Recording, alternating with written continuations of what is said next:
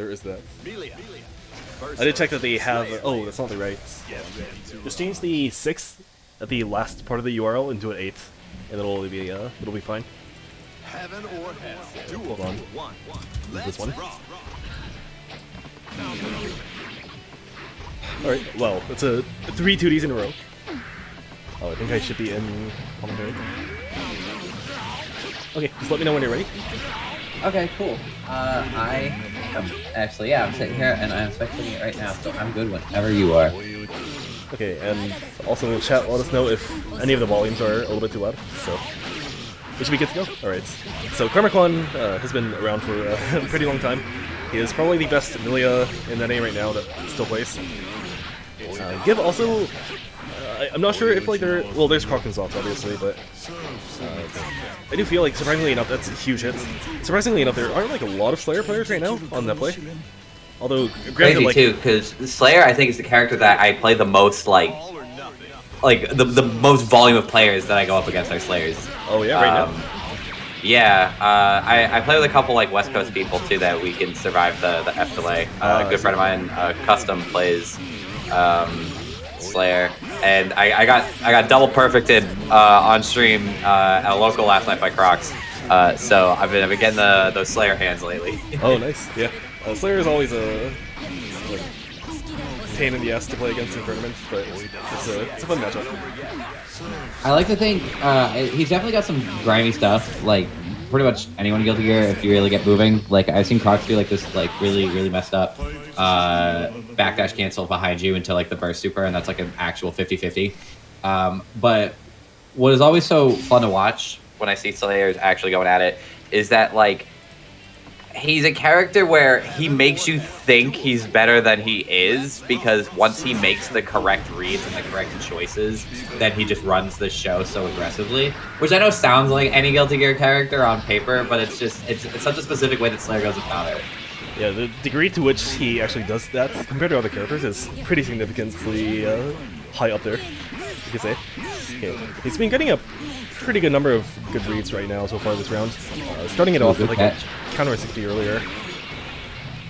Those 6-piece were paying the bill. That's why I'm throwing a bunch of them out. The Slayer 6-piece is so good. Yeah, but also Milia. So Milia is a character who, like near the end of the lifespan of REV2, has been getting considered to be like one of the best characters in the game. And part of that, I think, does have to do with like the frequency in which Milia players go for Secret Garden, because I don't think a lot of players went for that before like 2019, 2020. But now you can definitely see here, like Carmichael is a player who does go for it like every opportunity he can get it. Mm-hmm. And it's definitely something where you can't really do anything about it if it's set up currently, so you do have to like block great 2 or 3 blitz. times in a row. Yeah, that does get him out. Like here too, you can also use it as a neutral tool, which is kind of bullshit. But it is I think what it's like really useful. It looks like it's like super useful against Slayer specifically. It's just one of those types of projectiles where it literally does what projectile is supposed to do on paper, which is occupy screen space. It's kind of like how Slayer can do all he wants with all of his boxing and whatnot, but throw something out on the screen and that Danny stuff doesn't really like go anywhere. Yeah, these characters with limited movements do suffer a lot versus stuff like that, where it's just kind of on the screen and you can't really do anything about it. His auto drills are also kind of like that, where you can't really interact with it, so you have to find some other way around. Okay, gonna get a nice throw. You don't usually see those happening versus Milia. Ooh, good man. Ooh, a lot of IBs. Yeah, I mean, the one thing Slayer does have is he also has like really high HP alongside his damage, so he can afford to take like all these risks on defense. Actually, gonna take game 2. So I just realized this Milia color using the Wi-Fi Japan stage, the dagger completely camouflages with the ground, yeah, with this Milia color in particular. I know Dragonfly also complains about that a lot, where the pin does camouflage pretty well with the stage. Okay. It's like Chip 214K. Yeah, so some of these Secret Garden setups are fake, just like how a lot of this setups are fake. So it is going to help a lot to be able to identify which ones are and which ones aren't. Okay, that's pretty huge. Gonna get burst. And preemptive. Shit. I forget. I'm so bad with Slayer move names. I forget them every time. But I mix them up all the time. Like I like if you put me in a room and like you tell me like, all right, which one is this? Like I can tell you, but in the heat of the moment, I'll be like, oh, great pile bunker, and then like someone on Twitch out will be like, actually, it's Mappa Hunch, and I'm like, God damn it, like, I know. They're both punches. They look the same. Okay. And see, like, here, even if you do have meter, Slayer is in a situation where he has to guess at least 2 times if he wants to get out. And that... So, with those Secret Guard setups, so I actually, because I don't have a ton of experience against Milias in general, and so I very rarely actually see the dagger or Secret Guard come out. The motion that it's moving in, like the kind of the pressure in the corner where it like makes like the shape of like a Z. What's the block situation on that? Like, is that like a hide to a mid? Oh, for the crosswise, or which one? When Karma had him in the corner, Yeah. and basically threw the ball out, and Slayer had to sit there and basically Give had to just block all of it and sit there while the ball was like dancing over him and like almost took like a Z motion. Oh, just is it like yeah, just Secret Guard in situations in general, I think you mean. So in those kind of spots, you kind of just have to hold it for until the ball's gone, because if you blitz, you give Millie enough time to just kind of wait it out, and the ball is going to hit you eventually. And then if you don't want to get hit by the ball, you just kind of have to hold blitz. And if you hold blitz, you become very vulnerable to getting thrown, which is not good. The other alternatives are like you can dead angle, which the ball's still going to hit you afterwards. You can try and super, which is most likely still going to hit you afterwards. So you can't really do anything. You just kind of have to wait it out and block at least 2 times. And if you can block enough times, you can get out, but it's obviously not great. It is Mad Hatter, so this is a rare Zalto player that remains post-drive. There's this Chemister. I recognize Mad Hatter. They were one of my lobbies before. I'm trying to like get to know the East Coast like online players over time. Like we have like our own like little community, but it is kind of insular. So seeing a lot more of these like recurring players. Oh right, with the Christmas Johnny too. It's December, baby. Oh, is this a Christmas color? I never realized. I'm pretty sure it is because of the sword being green. Oh, I guess so. Yeah. It is also like lagging pretty significantly, as far as I can tell. I know Kavister did say earlier that he may have net issues, but see how it goes. Everyone knows that the best Christmas skin is Chips because he gets a little reindeer nose. Yeah, he does. Or Bikin's Christmas wreath tatami mat. Yeah, Zato's is a little bit weird where he gets like this. He has like this outer glow on his character model, and it turns like. I believe it turns like white/red, but it's a little bit weird. Okay, that's a lot of stutters. So Mad Hatter definitely a player I've been watching play for a decent amount of time, and as a fellow Zalta player, there are some frustrations when I watch the gameplay. But it's gonna be like that for any character, but especially so for Zalto, where the primary issue is like Zalto is a character that needs to get the most amount of value possible after each knockdown, and to get to a point where you can do that off of every knockdown is something that requires a lot of ladding. And obviously, not everyone is going to have the time to do that within a short amount of time, or within a short time frame, rather. Absolutely, because I noticed from I have a good friend who plays Zato, and even like he plays him in all the games, obviously, and he's moved on to Strive primarily, but he'll still play REV2 with me from time to time. Yeah, I think they're planning on restarting, maybe? No? Just waiting out the delay? The delay does go down if it's only a temporary thing, but... Yeah. I see that, yeah, I'm checking the Discord chat right now. Igvis is like, my internet might be real bad today. Be ready with the DQ button. Okay, so Mad Hatter was up 1 round. I'm not sure if we are gonna restart today.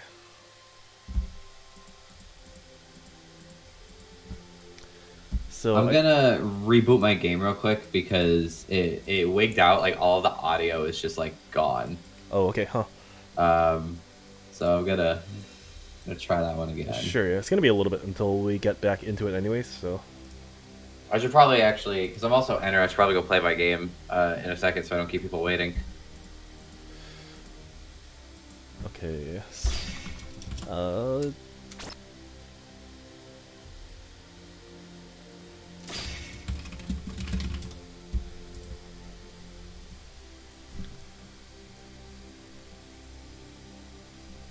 One more thing also is, I know people blame this game's netcode a lot, but if you have this sort of issue in this game, you're going to have issues in other games too, whether it's rollback or not. Right? Well, that's exactly it. It's like rollback doesn't fix a bad connection. So, That's the thing. Yeah, I used to play a game that had really good netcode, and this is like in 2016, 2017, before like everyone started talking about netcode. And when netcode kind of got into the discussion within FGC, people were kind of like, "Oh, this game needs netcode, or this game needs rollback, and it's going to fix all my issues." Like my 13-frame delay-based netcode connections are not going to be an issue anymore, but those are still going to be problematic in rollback, and I think people are realizing that now. But I don't know. That's kind of the big thing, because we ran like a tournament for like all of like for 3 different gear games, and Obviously, REV2 is the standout one of not having rollback between Plus R and Strive. Yeah, unfortunately. And so the REV2 showing was definitely smaller because we had to limit it to East Coast. But it's like, I've encountered like so many people where they'll be like, "Oh, well, I'd like this game if it had rollback," and it's like, well, I don't think that Should affect what you ultimately play to an extent. Yeah, the only thing is, like, people play fighting games for different reasons, right? And one of the reasons that's definitely important is, like, I want to play a game that's relevant or, like, has a lot of people playing it. And if that's the case, it's pretty reasonable that you want to play a game with good netcode, since it does give you access to more people. But, yeah, again, like, people play for different reasons, so you can really have any reason for playing or not playing a game. In the case of REV2, it's just, like, so unfortunate because it never really got the attention that I think it should have gotten when it was, like, more relevant in its lifespan. A lot of like Arxis titles were given more focus over it, like when Dragon Ball came out, when Grey and Blue came out, and then BB Tag came out. I just think Arxis' popularity and like their marketing structure didn't really like grow into what it is now until like it's obvious that REV2 set a bar of like quality, but you know REV2, I mean that was the whole point. I remember like they made REV2 look the way it did because they didn't want to like compete with what they were already doing with BlazBlue, and they already had Persona 4 Arena that was like in the BlazBlue style, and they're like, well, we don't want to like cannibalize our own IP, so we're gonna make this one look different. And then you know it started once they started doing fighters, everyone was like, wow, Arxis, make all the games look like this. And that popularity, like REV2 kind of was in the dust during that popularity, even though it's like what established what Arxis is doing now. Yeah. Also, Mad Hatter gonna get game 1, but it's visibly laggy, unfortunately. It's pretty bad, as far as I can tell. Alright, it's catching up for me. It's doing that speed run where it looks like plus R gameplay, but we're catching up. Do you play plus And R? I've seen a lot of corner pressure. There's not much I can talk about if I'm behind. Yeah. But wow, that was fucked up. So like it was going so fast, and I was like, "This Johnny's not getting out." Yeah, he did also get like an unintentional burst bait at the end where he misinput 6K on the ground. And then he went for a throw afterwards. Oh god. It's a lot of pain.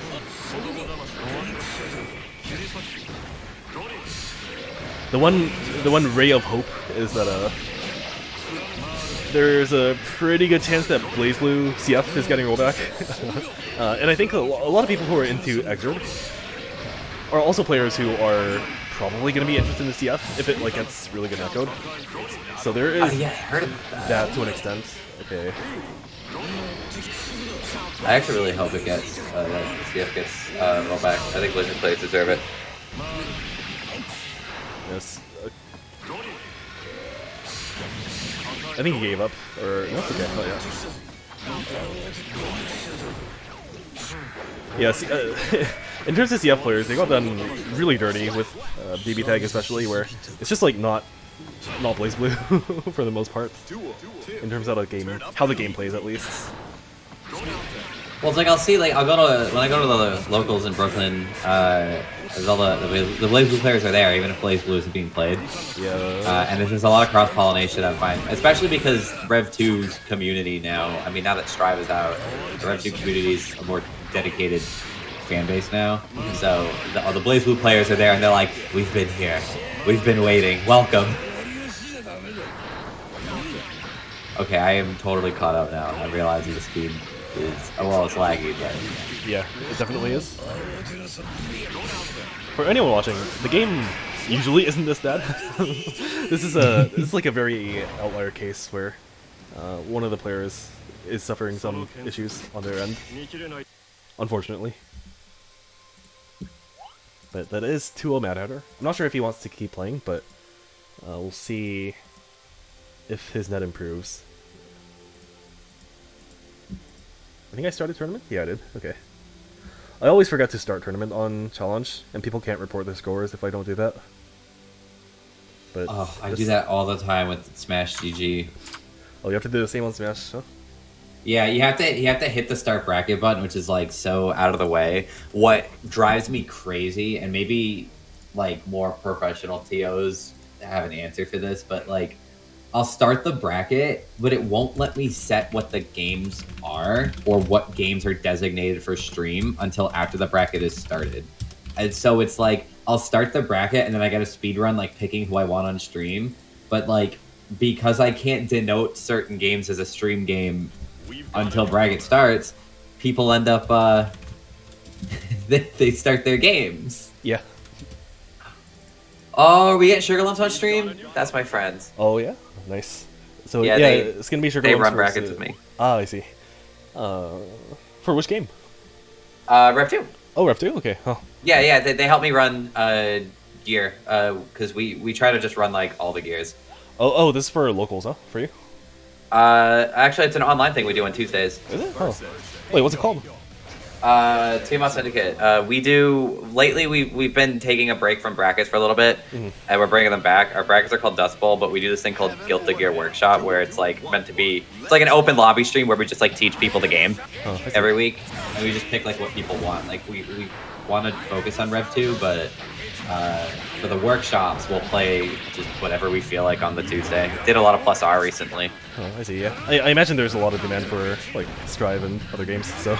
Actually, that's part of what's helping us is a lot of people actually prefer to play Rev2 in our community because it's just obvious that those of us that run it, it's like people want to play like what we enjoy running because it's like obvious we enjoy running Rev2. Yeah. That's pretty sick to hear, though. I never actually heard of your event before, so it's kind of surprising, but I will keep an eye out for it in the future. Hells yeah! I'll let y'all know because we want to do like an East Coast equivalent of like what Rev Tuesdays is for West Coast. Yeah. Because we run at the same time, 7:30 Tuesday nights. Oh, I see. So I'll let people know when our brackets are back. Yeah. To be honest, like, this tournament is also like an attempt at creating something like Rev Tuesday. But That's how I found it. Actually, I found it because I saw Path the Flip retweet it, and I was like, yeah, so far, like, one thing that I would really like to see is people who used to play Rev2 before Strive, like, kind of coming into bracket and playing. Because I know there's a lot of people out there who are still willing to play, but I think some people are just not aware yet. Yeah, because the lack of rollback does limit you to who's around you. So like there's pockets of Rev2 players that might be more insulated than say like Plus R is rollback, and there's probably actually less Plus R players than Rev2 even, but you wouldn't know that because all of them can play together. Oh, that's okay. Those are optimal for what it's worth. It's not just BM. I was gonna say some IK combos are like actually like optimal. Oh yeah, a lot of them are. For Zato too, I think most of them are gonna be optimal usually, just because of the way his like combo scaling works, and he does a lot of hits at the end of his combos, so it gives the opponent a lot of burst gauge. Raven has a really easy IK combo that's just off of the command grab, so it's like it's super optimal. It's like cool. All right, did you jump? All right, here it is, destroyed. Let me change the long name. Oh no, that got through the tuning ball. This is one of those matchups where I kind of sit there and I'm like, who knows? Like, I mean, it's also because a lot of people don't actually play him. But like those situations, like Secret Garden versus Tuning Ball, like I don't exactly wake up in the morning and go like, huh, I wonder how those clash. Yeah. There's a lot of those interactions in this game too, where some characters' 6Bs just go under Tuning Ball also, and it kind of messes up Kum's Oki in some situations. Like Mei 6B goes under it, and she can also charge her 6B. So if Mei holds 6B, she can actually just go under it for the entire duration. And then That's insane. Oh my god. Some other characters also have sort of similar things also, I believe, but it tends to be very specific. No, the punish on the full screen spin. Yeah, and the game in general just has a ton of these interactions that are like really hard to have a comprehensive understanding of. I wonder if they're lagging also, given the pause here. Ooh, good air Hayabusa. The big one. I beat it. Okay, no, he's just waiting. It's just the type of neutral. Yeah. Ooh, good catch with using the air dash and then just going for the air Hayabusa. Actually gonna work with the Grandpa Viper. Careful though, gold bar. Or not just any gold, it's super gold. I think he can actually, Kum can probably have killed there if he RC'd the 5H. Unfortunately not gonna go for the extension here. And I think, yeah, that's 2-0. Got IK the first round. I'm gonna try to hit up my opponent real quick so I don't hold bracket out. Sure. We've got a newcomer.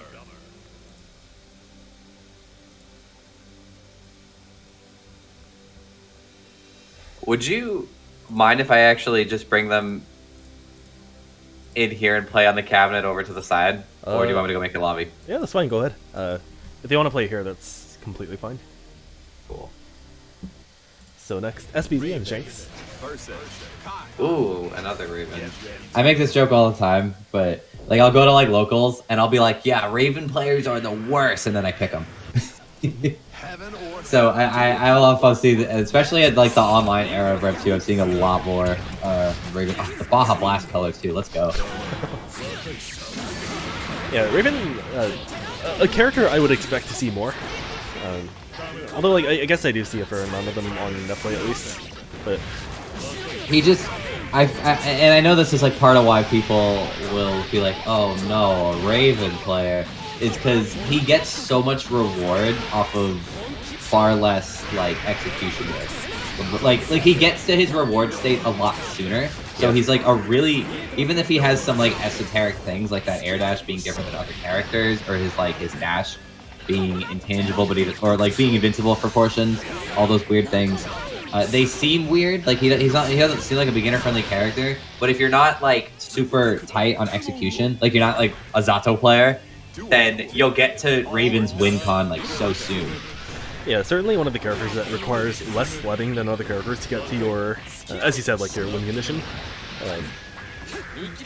Okay, I think that's what separates really good Ravens too, is seeing like how they get optimized, because he gets so much more off those punishes, but he can do things right away. Yeah, for sure. There's a ton of work you can do with Raven to kind of optimize the way you mix. I think she should have. A lot of this Kyoki, great to stance through. Oh yeah, I guess so, huh? Yeah, it's awesome because obviously Raven doesn't have access to a traditional reversal. The only reversal he has is metered. Stancing through the Kyoki means that you have the option of YRC out, or to just go for the reversal if he tries to pressure you anymore. Huh. Is it armor on frame 1? It doesn't. I think it's like it's like frame 3 or 4 or something. Yeah, I would guess. So yeah. Stance itself isn't a reversal, but being able to use stance to get through that Oki as he's setting it up. Because what I'm seeing is happening a lot that SBC's doing, and SBC was the first person I played against when I played a few weeks ago. SBC absolutely deleted me. It was crazy. But putting down the seal, and then throwing out like the heavy stun dipper. There's enough time, or not stun dipper, stun edge. There's enough time that it's not like a true meaty yet that Raven can get the stance out. And then just like that, exactly like that. And now. Look at that, you're out of Kai's corner Oki. Yeah, not all of the Oki situations that Kai puts you in are actually real. So there are certain situations. Oh, nice dash PT.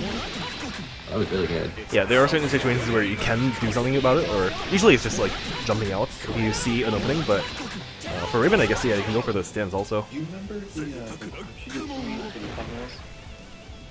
Really important versus characters like Milia also, who have a lot of fake disc setups that you can jump out of.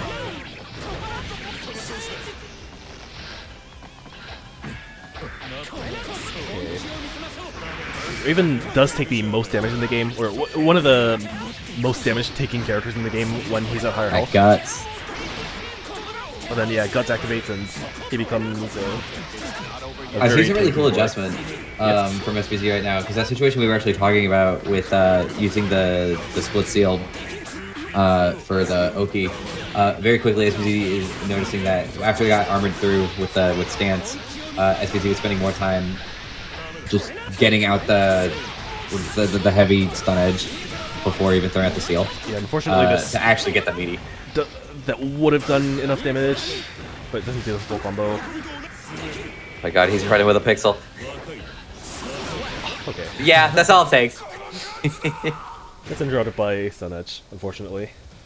Those Sees Raven doing air dashes. Nah, don't worry. There was lightning out. yeah, I mean, like, to be fair, Raven, like, he is a weird movement character, by all means, so those are a little bit more of a threat than if you're playing a standard movement character.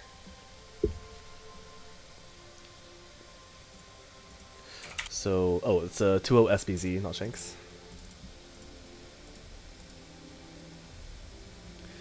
And next up we have Crocs and Socks versus Mad Hatter.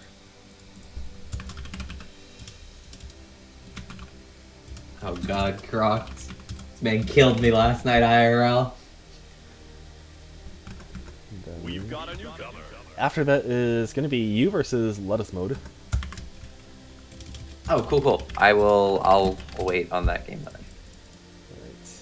But first, it is going to be Slayer versus Zato.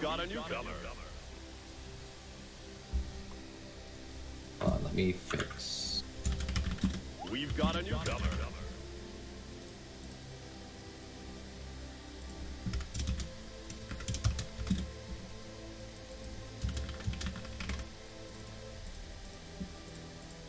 There we go. I realized I had post effects turned off, so my game was getting like super bad jaggies on the character models. It looked ugly. I see. I don't have to live like this. We're on the gaming PC. There we go. Now we got the Cotton Candy Slayer in the finest of anti-aliasing. Did he always choose this palette?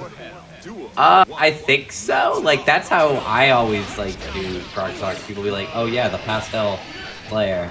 Oh, I guess so. And I love people that use the pastel skins because I also use them because I think they're so gaudy, but in like the best way possible. I think the pastel colors almost look nice, but it's like a little bit too unsaturated. Exactly, and that's kind of like what I dig about them. There's a lot of like, and not all pastels are made the same. Yeah. Like I think like Soul's is kind of ugly. I think Elf Health is pretty bad. Ravens is so funny. I use the lavender coat. Yeah. Can't even watch the stream tonight getting a slideshow. I see. Oh, that's too bad to hear. Yeah. Oh, good Footloose. The Yeah, so- Footloose journey.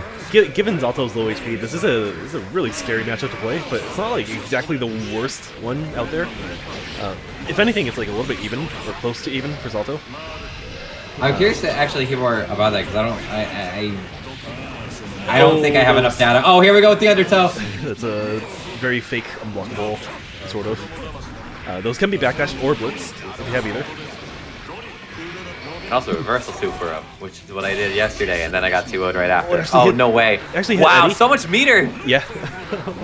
So that super actually hit Eddie, and Mad Hatter decided to RC, but he didn't actually need to because it already hit Eddie, which means it doesn't have any hits remaining. So Oh, if he that did, risk. if he did nothing, it would just do nothing to Zato.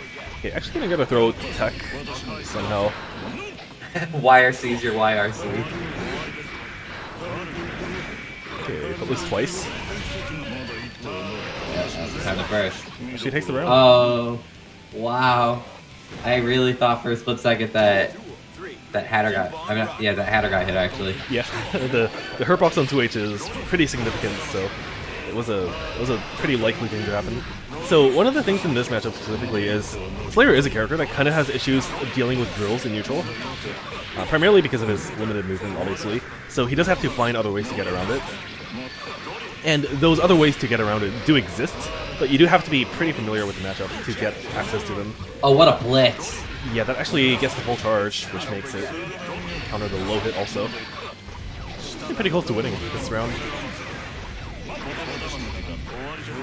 Cross up, and he actually blocks it properly too. That was awesome catch on the cross up. Good patience too, because you don't have to worry about the super, because there's just not enough meter. Because I know the Croc's thing. That's huge. He's dead. Oh, he's dead as hell. Yeah, he would have been dead even if it had like 20% more HP from. Yeah, given Slayer's damage output, unfortunately.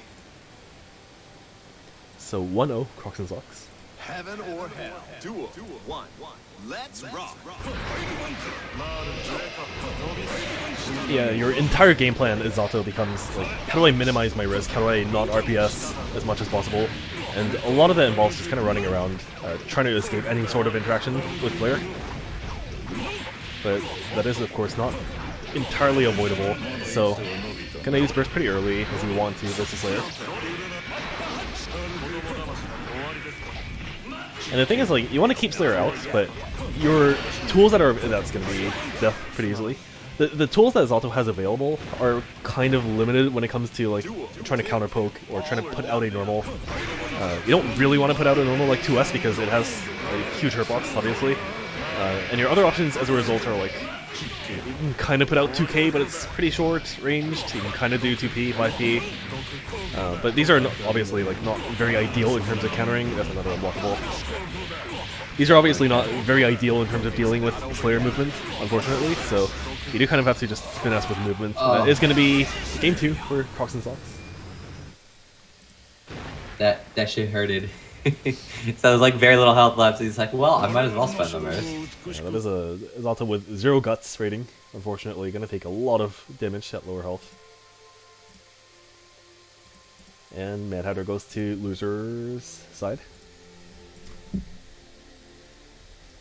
next is going to be you versus Lettuce Mode. Cool. I will. It's up to you if you want to stay on comms or not while you play. I think it's good sportsmanship for me to deafen if sure. if I'm in a game, so I don't get stream details. Alright. So this is going to be Raven and Faust. It's also like a fairly uncommon matchup, I think, on netplay at least. I believe I don't see a lot of Faust players, actually. Raven versus Faust. Get ready to rock. Primarily, it is going to be an issue for Raven to try to get in, given Raven's limited movement. And Faust's very, very good neutral buttons. Each one of the hammers is also going to be pretty detrimental to Raven, also, given his very low stun rating. I can't believe Slayer exists. He's a... You have to... Well, there's a lot of things you can do for the matchup. It does take a bit of work. Getting Meteor right away. Actually going to get the hit as well. First pretty early.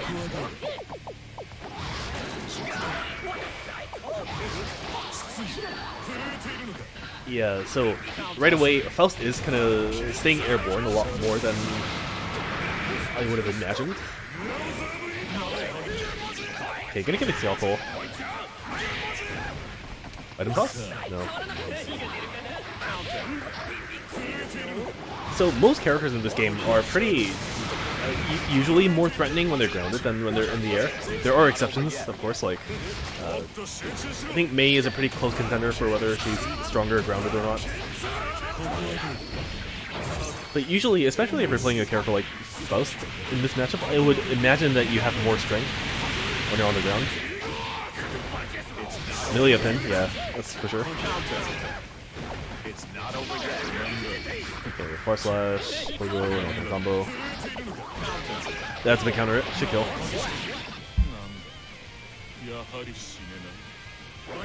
Faust also consider like the kind of the weird character of the bunch in this game, but he's not really that weird of a character gameplay wise, despite the RNG, obviously.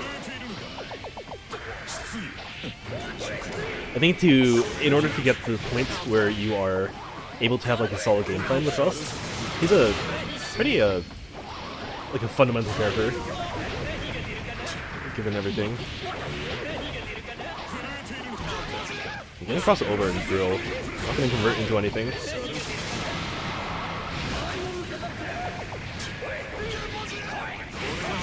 Okay, that's a pretty risky burst to go for also there, where during Faust's scalpel pull, there are a lot of points, or like there are a lot of pockets in which you're burst safe, so you do have to be really careful with how he bursts. And it should kill, so game 1 to Lettuce mode. Oh, oops, I didn't change names.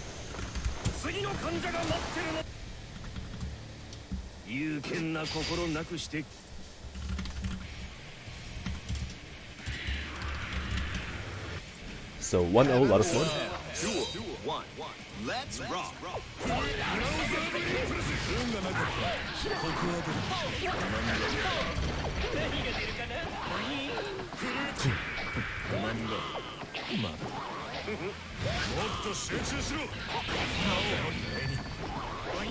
Should I buy this game? I'm not sure if I know you already have the game, but for anyone else, I think it's still on sale. I could be wrong on Steam, because it had a 80% sale pretty recently, and that's probably the best deal you can get right now. I know a lot of people recommend like some sites like G2A, which I don't particularly recommend, but 80% is the best deal you're probably gonna get.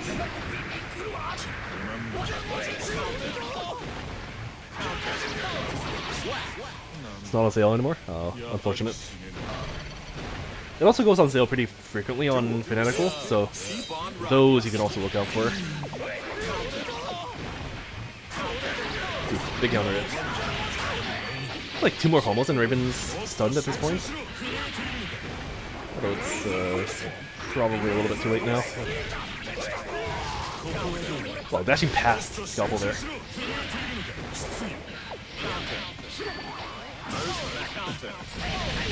Okay, that is a... It's like technically a command grab, but it's a... very, very technically speaking, it's a proximity unblockable. And we're gonna take game 2 as well, so 2-0 for Lettuce mode. Oh, hold on. I didn't get around to updating this, but it's week 8, not week 6. So this is the correct bracket. But 2-0 Lettuce mode. And Minutham's gonna proceed to the losers bracket.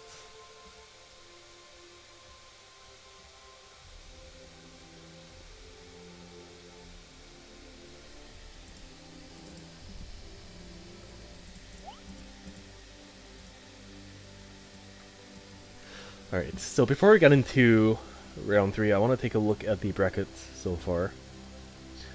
Kivister and Shanks are playing right now, but I'm not sure how long it's been since they started playing. I got burst baited into oblivion on stream. Yeah, I think I've seen Lettuce mode on Netplay for quite a while now, like before Strive as well. I know some people like kind of started playing after Strive. They've gotten good pretty fast, but some of these names have been around for a while.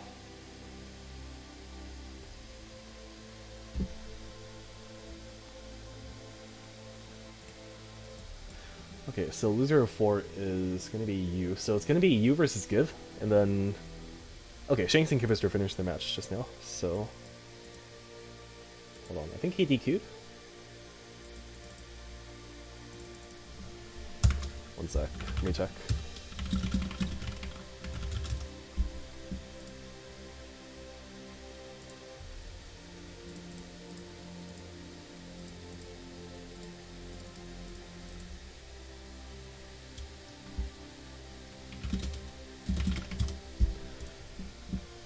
Alright, so next match we're gonna... Oh, hold on.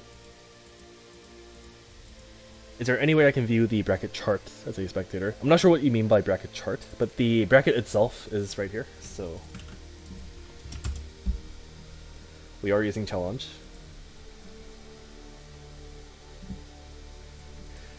And we are going to stream the match between Sugar Lumps and Shanks right away, I believe, before we get into round 3 winners. So, Sugar Lumps.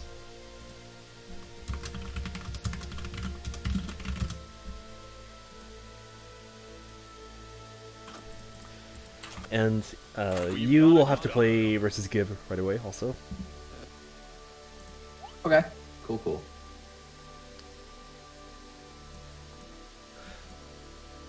Let me put up the bracket on stream right now, actually, so...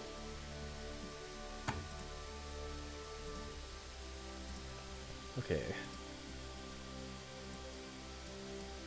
We've got a newcomer. So, winner side, top 8 is going to be Carmichael, SBZ, Crocs and Socks, and Lettuce Mode. And we're just waiting on the loser side to finish matches. So right now we're going to look at Sugar Lumps versus Shanks, and then after that the winner between Minu Thumbs and Give versus Mad Hatter. Hey yo, versus Leo. Alright, Oh, Shanks changed to Leo. I thought Shanks was gonna play Raven. I was like, alright, I believe in Sugar Lumps because they play against me all the time.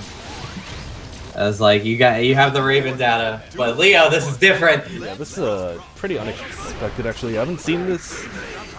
Oh no, okay, no. Shanks does play Leo. I forgot.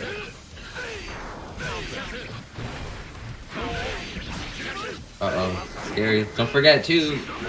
Obviously, you know, Leo and Jax can't block. I know he's got that parry everything button, but he's gotta actually press it to do it. Yeah, Leo is a menace for anyone who's not used to the character, and you do have to. Oh, okay, nice XP. Ooh, good grab. Yeah, that's the thing. Like we talk about it all the time in our own brackets, but Sugar Lumps is just obscene with like their grab timing on things. Like it's crazy. Like they'll get you like air grabs that they have no business landing, and we'll be like, "How did you do that?" And they're like, "I just hit the heavy slash button." Yeah, it's a sign. It's a sign of a true Guilty Gear player. Clap. Yeah, gonna get the reversal clap. Oh, so yeah, because the spin kick, obviously, being able to be like to get through projectiles is gonna be really good for Leo. That's like you can see he's retreating because you know he's charging the sonic boom. Yeah.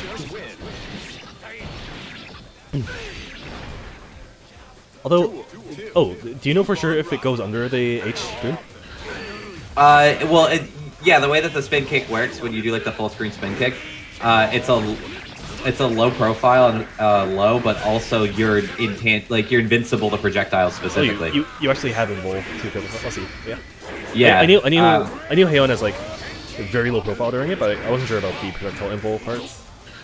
Yeah, that's like the really saucy part about it, because it's like when I play Raven, I'll throw the needle out just to hold down neutral and be like, all right, deal with this, and then Sugar Lumps will be like, no. I see. Ooh, right overhead. Ooh, that hit. Yeah, actually getting a number of good hits here. Unfortunately, not converting off of everything, but it is enough to almost take the round. That was a really, you know what? That was a really good. I liked that red RC. That was very safe. Wow, see? Yeah. Getting the grab on the back stance. You do actually have to go for those throws every now and then because Leo can cross you up during stance. Ooh, going back and forth. Yeah, that was another chance to go for the grab. I was surprised that we didn't actually see it. Oh, that air high was not gonna hit. Oh, might be working. That would have been a really good convert also, but I'm not gonna see anything here. I love bursting like in the air on the DP, saying no, you're gonna stay in the corner. Oh, big also, damage. Yeah, a lot of damage considering risk. Also, not gonna get the full combo. Oh, DP did not have to deal with that sandwich at all. Yeah, and Leo right now doesn't really have to do anything proactively, given the health difference, and also he has meter to do a lot of things. Getting cross up and just gonna take the win with the overhead. The big thing too is in those Leo block strings, it's like he has access to really fast lows. but I was super reactable overhead, so just always block low and then react to that. But it's so hard in the heat of the moment with how much he's going on the left and right. I'm just gonna update the practice command right now. Hold on. 8. Ooh, Freeland's using the range on all those like 5Ks and 6Ks to make sure that remains in the corner. Oh, good time to use that burst too. That was going to be a huge punish. Okay, another nice overhead, but not going to convert into anything. You can't convert without meter for him. Oh, Sugarloaf's trying to catch like an air dash out with the charge. Great grab. We got full meter too, so do some stuff with that. Okay, going for a lot of I like blue that ball. burst. Yeah, going for a lot of blue ball, okay. And those do see use in the corner, but you don't want to go. I did it again! ball. Oh my god! Yeah. That was So, awesome. Leo does have tools to prevent that from happening. When he's not in stance, he has access to 6K, which does have throw involve. And then when he's in stance, Here we go, sandwich Ogi. yeah, when he's in stance, he also has a bunch of different tools. But actually gonna get thrown anyways. Not, These wake up grabs are they do so good. yeah. I think doing the spin kick after throwing out the tuning ball though isn't the right choice because the whole advantage of the spin kick is to get through projectiles. And your tuning ball's already going to shut some of those down, or at least clash with them. Great IB. Yeah, 6H, that's really nice. No confirm though. Oh, that sucks. That was Yeah, room so- for a big punish off that wall bounce. Yeah, 6H for Heian is a button that you really have to commit to, because if it doesn't work and your opponent blocks, you're like minus 20 or something like that, and it's very, very heavily punishable. So if you do decide to go for it, you do really have to Big tuning ball. take on the risk of getting punished. Went for a burst there. I'm not really sure What a the block! idea was, but yeah, not actually gonna get hurt too much. Oh no, the grab. Speaking of! The second I saw Leo get too close, I was like, don't! You know that heavy slash is coming out! I think almost all his stance normals are throwable. Just PNK. S and H, I believe, do not have any throwable, but PK do have them for sure, I believe. Alright, what's the route start here? Oh, good jump back. I have to deal with that 5K. Oh, I like that patience for a second there. Yeah, a lot of honest neutral here for a second in Guilty Gear. Don't see that too often. Please punish that. That's 6H like running lane. minus 20 plus. Ooh! Throw him into the ball that bounced back. Big 6H also. Yeah, you'll see some 6Hs coming out like really, really, really close, like when True Love goes for the cross up, and that is literally just out of range for grab. That's all it is. Yeah, they do seem like throw misinputs by all means. Really nice bait. Not gonna punish too hard. Oh my god. Yeah, so What an option. that spin kick does Good look. that angle. Okay, another grab. Is this gonna OTG? Hold it. It will. Yeah, so it doesn't do a lot of damage on OTG, obviously. The spin kick that Heian has, it looks pretty flashy, but it doesn't do a lot of damage, so you don't really go for it as a punish often, usually. Ooh, you better pay the bills with this burst. Oh no. Yeah, just getting the raw counter it, pro slash, big Leo. It's not a bad idea to just, with that much meter lying around, it's not a bad idea to just wire C, just to see what Leo's doing. Oh, get the wall bounce. Oh no.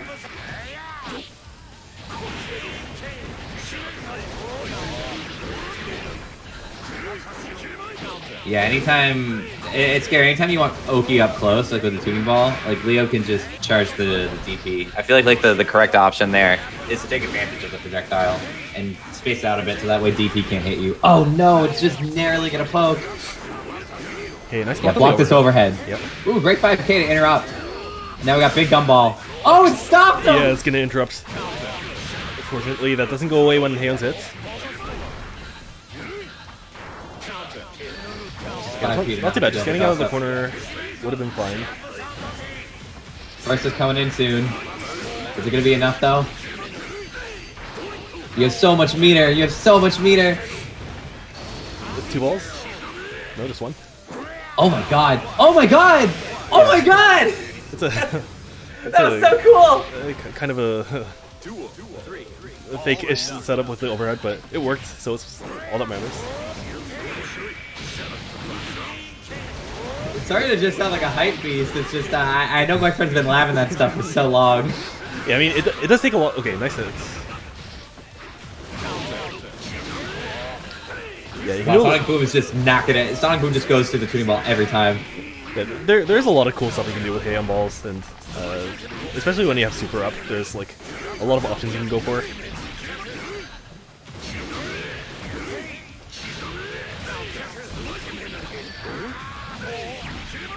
Okay, that was almost a crouch confirm from Leo. That can kill. Uh-oh, big and it super. does. Oh, no! Yeah, unfortunate. It is. Oh, 2-0 for Leo, not Sugar Lumps.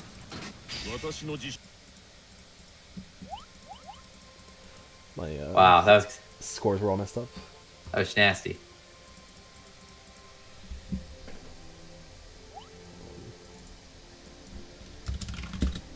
So next up is... I'm gonna have you versus Mad Hatter on stream. So I'll let him know as well.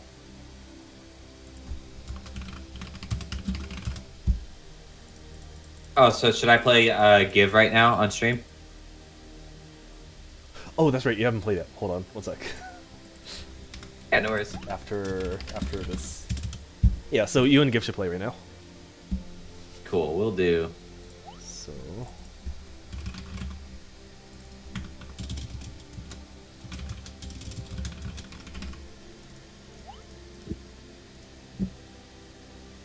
Okay.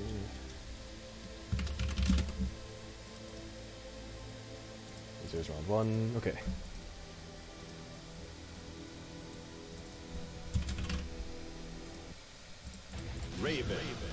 Alright, Raven Slayer, and I feel like we've seen this matchup too in the past few tournaments. I know there are some Raven players, namely Razor and MFG also.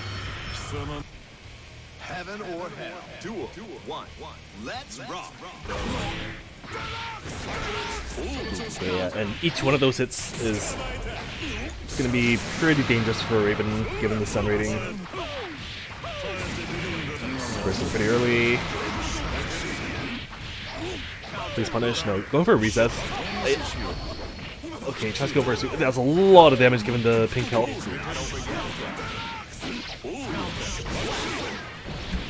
I'm gonna close out the round pretty quickly.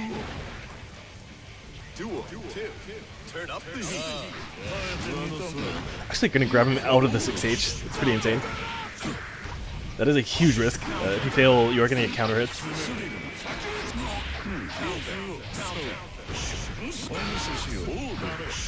Okay. Okay, interrupting it out of... Unfortunately, not quite enough. Is he gonna get it? He is. Oh, he got out of the dizzy too. It's just he pressed a button afterwards. You'll counter it.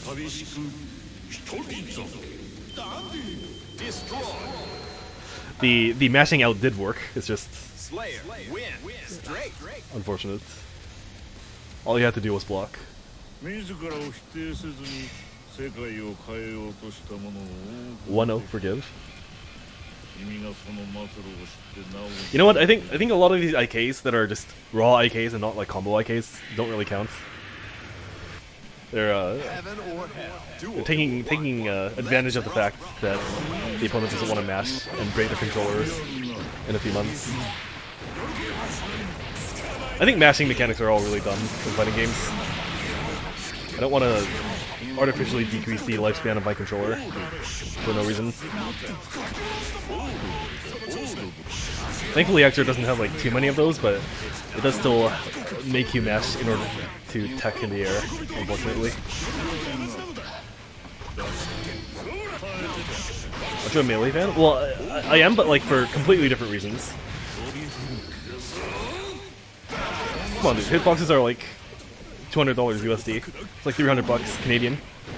400 with shipping. Keep on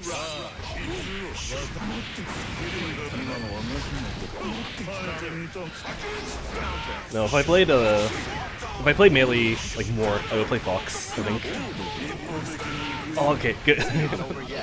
Gonna actually give up his dizzy damage, like going for the unblockable. Oh, that's a soul strat. You do taunt and then cancel the taunt with a DP. It works pretty well in the corner. I didn't think I would see it on a Slayer, but damn, really taunted you. Huh? So 2-0 for Give. Hold on, someone is pinging me on Discord.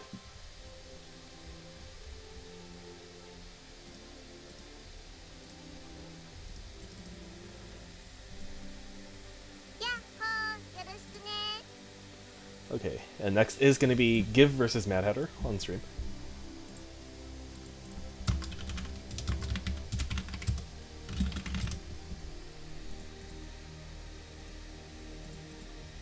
Yeah, raw IKs are mostly whatever. The combo ones are much more hype.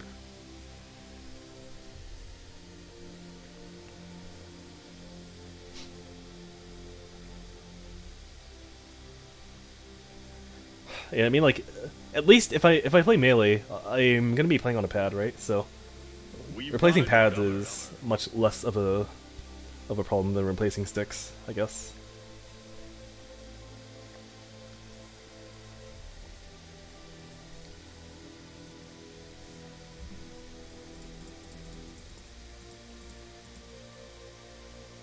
We've got a newcomer.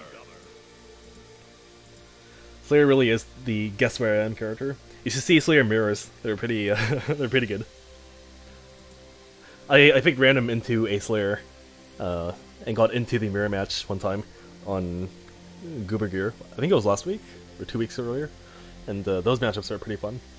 Hello, I'm back. Hey, I saw you got Destroyed. Yeah. You did get out of the dizzy, but you pressed a button afterwards and got counter hit. Yeah, exactly. That's the thing. I'm so. It's funny because like now that I'm on hitbox, I should be able to get out of those situations even more easily. And something that's so funny is even though like I'll joke with my friends stuff like that, and they'll be like, "Joey, you never block. You're such a masher." Actual situations where games ask me to mash, for some reason I just like can't. It like makes no sense to me. I'm also just like not a fan of mash mechanics in fighting games. I think they are kind of arbitrary in the end. Yeah, I actually do really like how Strive changed it to be a very like a timed button press that gets you out of like stagger sooner. Yeah, there's two main things in this game that require you to mash. One is when you're trying to air attack, you do have to like mash 2 different buttons while holding back, and also a button to try and FD as soon as possible the moment you tech in the air. So trying to tech requires mashing, and then number 2 is when you're getting hit by something and it puts you in stagger.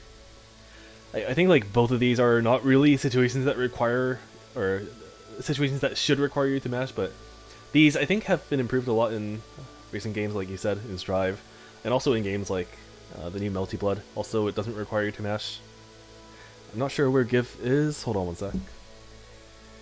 Because he's in the lobby, but I'm not sure if he is here.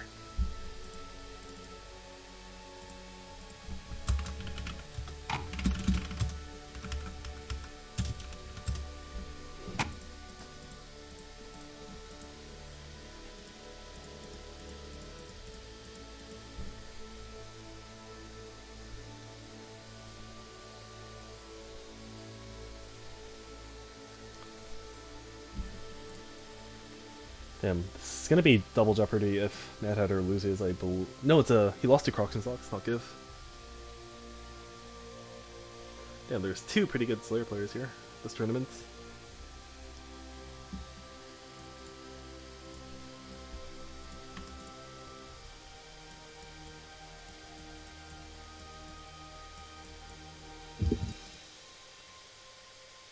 They're just dead over there. Yeah, so I did try pinging him on Discord, but I don't think he is here right now, so we may just proceed to doing winner's side matches first.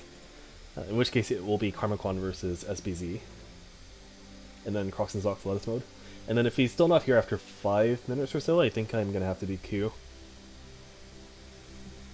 So yeah, we will start with the winner's side matches first. So Carmichael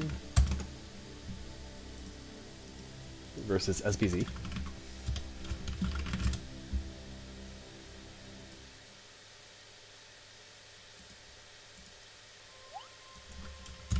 Oh, he's here. Never mind. The return of the king. We've got a newcomer. We've got a newcomer. Zata versus Slayer. So Mad Hatter Get ready to roll. versus Give. Heaven or Yeah, so it's not double jeopardy, but he's gonna get killed by 2 Slayers this tournament if he loses.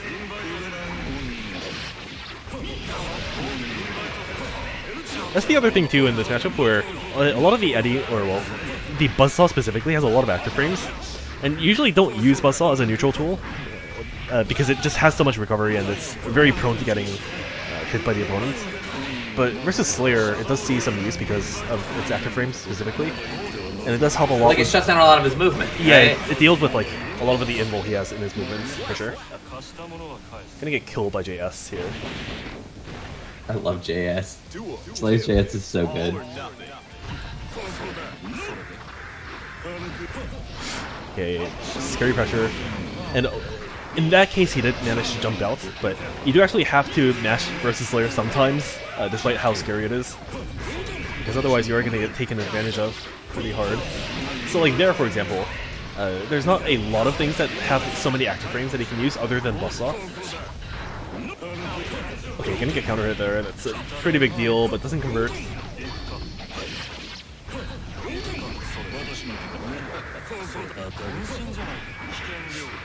Okay, risk building. Oh, the double stagger. Yeah, one of the things I noticed for sure also when I play versus Mad Hatter, he does like to stay in the corner a lot and try to defend for a long amount of time.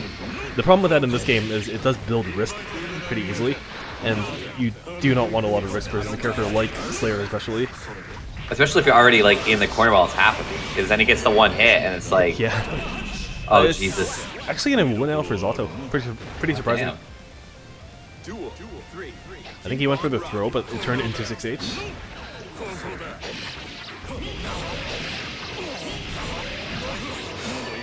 Let's for another 6H. I'm not sure what the idea is. Oh, really, really saucy grab. Yeah, drill to hold him down. Oh, I love the little hop, but don't follow up. Doesn't need to. I think he's trying to bait burst. I'm sorry, that move is so funny though, because like the way like he punches down directly to hit Eddie, it's so intentional. Yeah, Slayer 5H. Actually, I could have killed. It's not gonna matter. Actually, gonna take game 1. It's a really good round from Mad Hatter.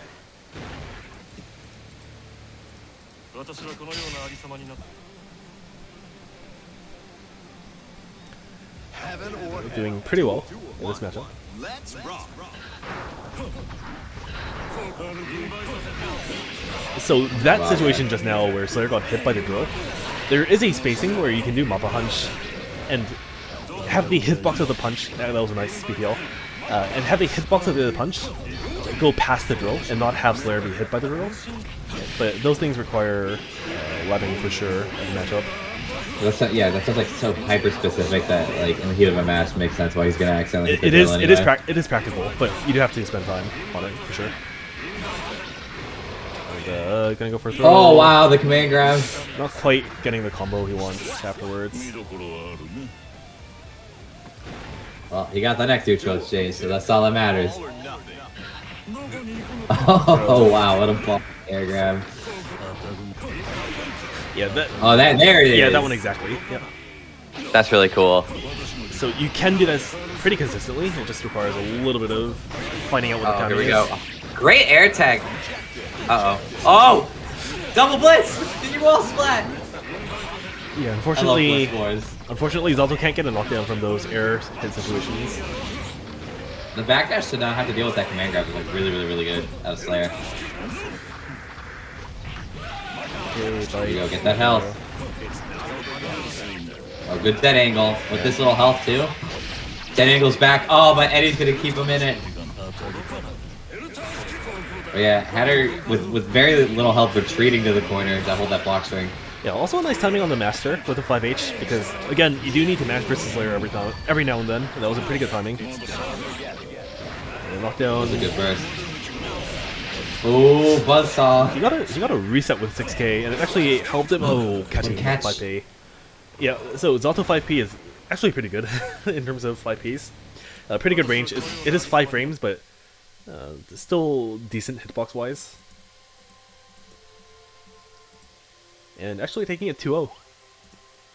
I am pretty surprised.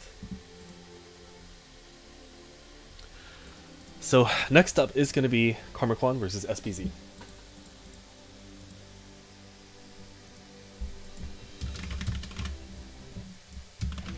So Milia Kai. Versus Kai. Get ready to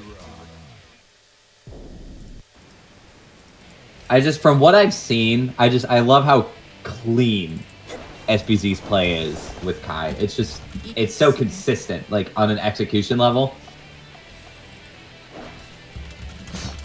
Yeah, definitely one of the more solid Kai players that's still playing right now in the East Coast.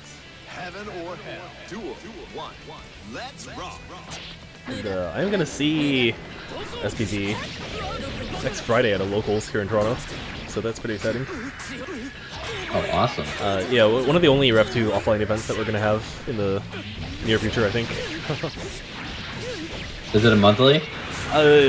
No, it's a weekly thing, but usually they run games like Stride, Melty Blood, Dragon Ball, Street Fighter 5, so... Okay, so... yeah, it's like a mainstream game only thing, but I try to get them to have REV2 on, and thankfully they are having it this week, or next week. Oh, that's awesome. Yeah, so... Yeah, I was at TSB last night, and that's kind of how it works. It's like it's a Strive thing, but they'll have REV2 there if people are there to run it. I see, yeah. Duel. Turn up the heat. But, It's a good round for Karma. yeah, every time Kai gets knocked down in the matchup, he does have to be very lucky to get out. I was gonna say, it looks like it's to work really hard to get out of, like, once Milia starts getting Heroic set up, it looks like really hard for Kai to actually get out of it. Yeah, the odds are definitely against you, for sure. Like, each one of these setups, I mentioned this before too, but you have to block like 2 or 3 times before you can consider getting out. And that is gonna kill. Even if it doesn't, yeah, even if it doesn't kill with a winger, Milia has a pretty good OTG, or yeah, OTG setup to do a lot of hits.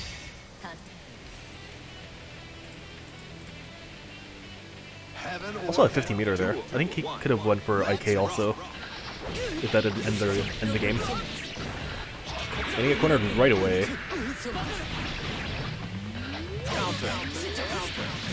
Yeah, back in the corner. Not getting out.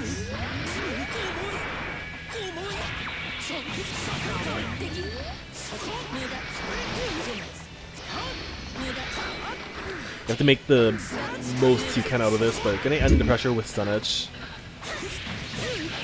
Ooh, good 6B confirmed. It's not over yet. Taking the knockdown, pretty surprising. Usually versus a character like Milia or any character with really good set play, you... The Bahoon in overhead. Yeah, you really don't want to give them free knockdowns if possible. Duel. Turn up the heat. Counter. 5p anti-air. Milia does have really good anti-airs, by the way. 5p, 6p, 2h, all really solid.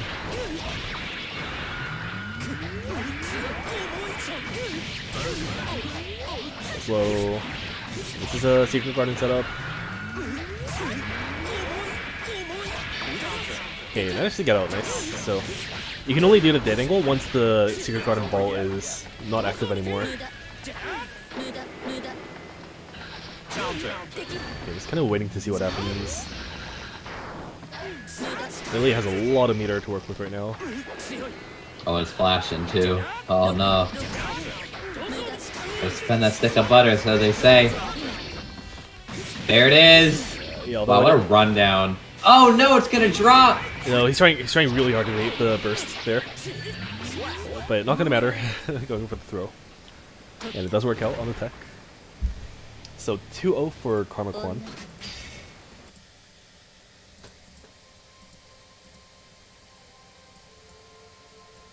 And then next up I is... love SBC's message for losing sad stun edge noises. Oh. That's so good. There should be Crocs and socks. Oh, he's right here. Okay.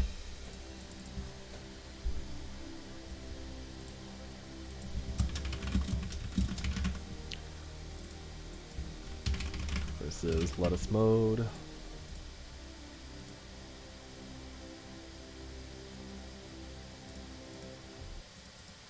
Slayer versus Faust. Get ready to rock. Alright, Slayer Faust. Heaven or hell. Duel 1. Let's rock. Oh, really nice response, round start. 2K to catch the IAD. Usually you do see Faust having the advantage in those round start situations, given his variety of buttons that can work from that range, but just kind of waiting in this situation. There's a lot of damage to take. Undertow again. Oh, here we go. We haven't Not seen, two of them. We haven't seen anyone really deal with it so far, unfortunately. Those can be dealt with. All or nothing. If you don't have meter, you can do backdash to get out. The only thing is, like, this game doesn't really make it easy for you to backdash on the wake up. The timing is a little bit strict, especially given the different wake up timings for all the different characters. And there isn't like a dash button in this game, like there is in Strive or other games. Okay, that's gonna work again. 5D on wake up. It does have invul.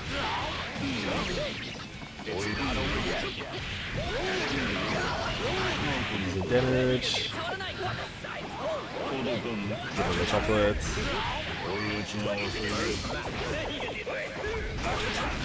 Oh, nice, interrupting with a mini Faust. Not gonna matter. God. Yeah, still in Big damage recovery. on that burst. Still in recovery from the air drill. Ain't gonna catch him.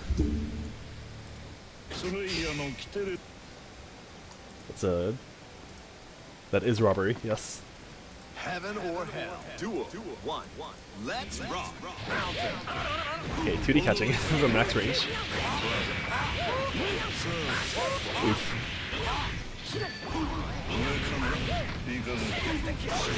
Wow, that actually confirmed from a pretty far distance away. I thought maybe it wouldn't reach, but I guess Faust hitbox is pretty big. Yeah, gonna close it out with another DOT. Turn up the heat. Wow, huge hits. Not gonna convert. Some characters do really benefit from Faust hitbox being really big. They do sometimes have like these Faust exclusive combos that deal pretty good damage.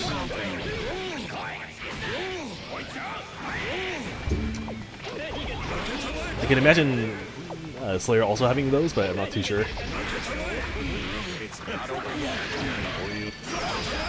Okay, just gonna interrupt him right away. Slayer does have full meter.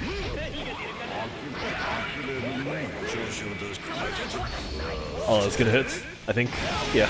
That just hits. It hurts so bad. I thought maybe he would low profile with 2H. I guess it's not quite low enough. So 2-0 for Crocs and Socks.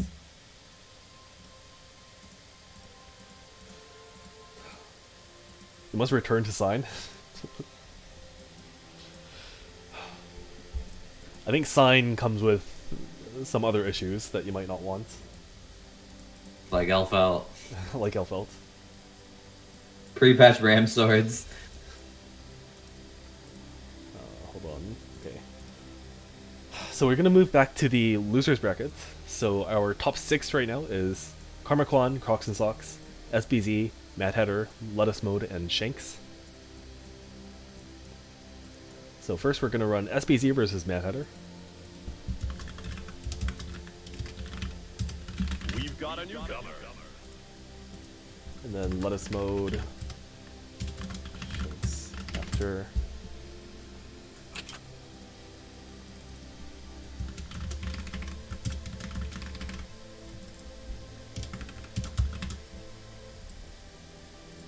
We've got a newcomer.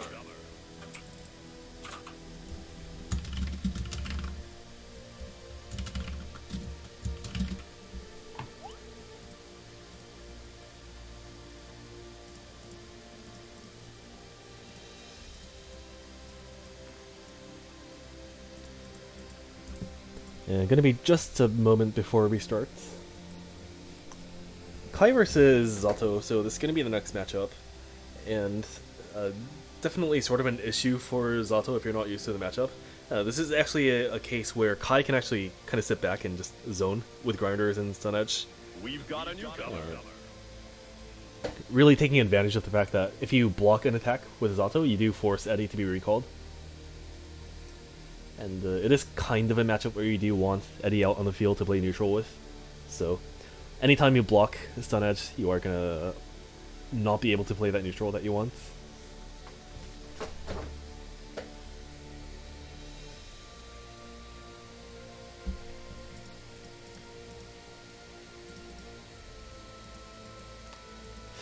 It does kind of devolve into like a lot of Gorilla Unga movement from Misato in the end as a result, since you do want to get in the matchup.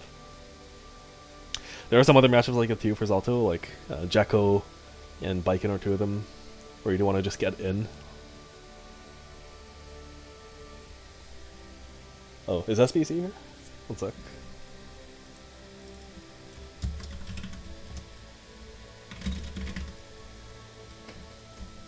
Oh, okay, there we go. Zato versus Kai.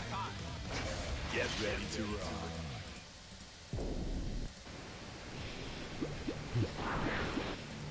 Heaven or hell. Duel 1. Let's rock.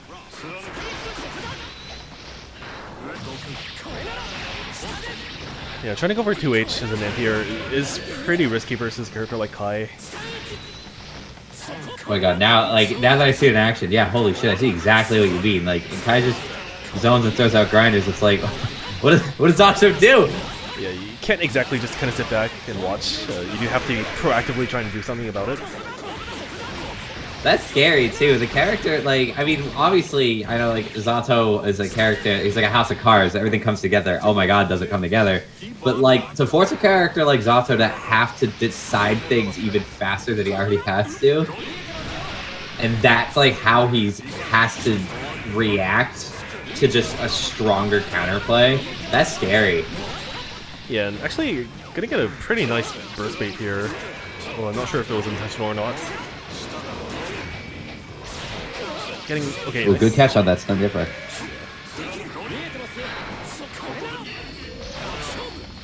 Counter Thunderbird. Red RC's your YRC. Oof, that would have worked in plus R. Doesn't cross up in this game. I play. Oh, IID, no draw for you. Yeah, I main Kai in plus R, and I think he's a much cooler character in that game, unfortunately. Unfortunately. Well, unfortunately for this game. There's a lot of tools in that game that are quite fun. Okay, gonna get a big hit, but not gonna convert too well. The grounded counter hit Nobirus are Ooh, what a return. like some of Zato's win conditions, basically. They do so much damage. Late stun dipper. Gonna work. Did they try to burst bait there? Doesn't have burst yet, so I'm not really sure. Girl gonna end it with the chip damage though. Duel 3. Turn up the heat. What a start. Round start knockdown. Yeah, unfortunately, some of the round starts for Zato are a little bit sad times like that. You don't exactly have the best normals to stick out at that distance. Like, you do have 2S obviously, but it's a little bit on the risky side.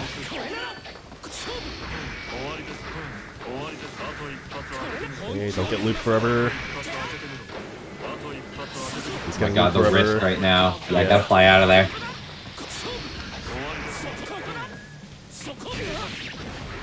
Like that walks up slowly. Yeah, if Kai was a little bit closer to the corner and had the proper confirm, he could have actually killed there with all that risk.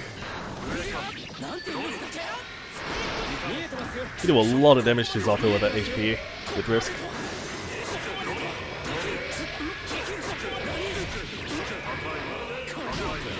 Oh no, you wanted that 2D.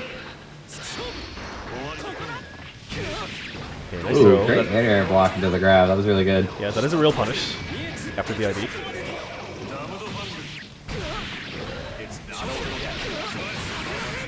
Okay, not exactly the realist unblockable, but not gonna matter.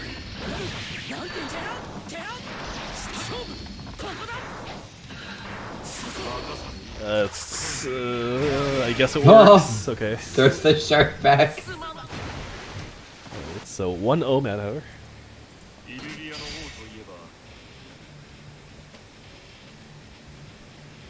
Heaven or That move, I mean, let's rock. I do use it as well in tournament, but it's like very specific when it can go for it.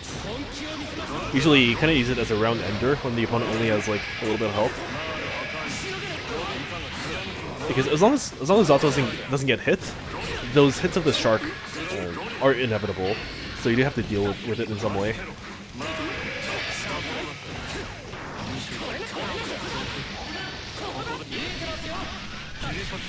Wow, actually gonna get a interesting punish. Went under Grease Ever and then just got a throw afterwards. If it works, it works. I guess so. Yeah, I love the movement on that.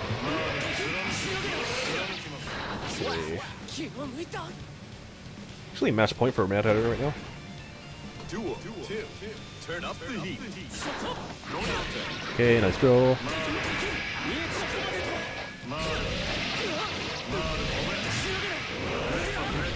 Wow, big damage combo. Yeah. Hot damn. This is decent damage.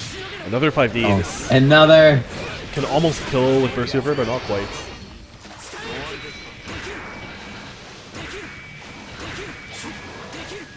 Wow, what a block from SBZ on that. The only thing is like, if you actually look at that string, there's no mix there. So as long as you mix or as long as you block, there's not really much of a threat. It's just like if you're out of tension gauge and you're low on health, then it does become a little bit risky with chip damage. But You can completely kill the Buzzsaw with just one stun edge. yeah, those are sad times for Zato. Punish it, please. No? Okay. So, all of those stun edges are punishable by Zato. I'm actually going to take a 2-0. And even if you're not playing Zato, I think like every character should be able to punish those, and it's pretty important to know for this matchup. You don't want to let Kai's get away with stun tippers for free. まるで神業です。またお会いできる日を楽しみにしています。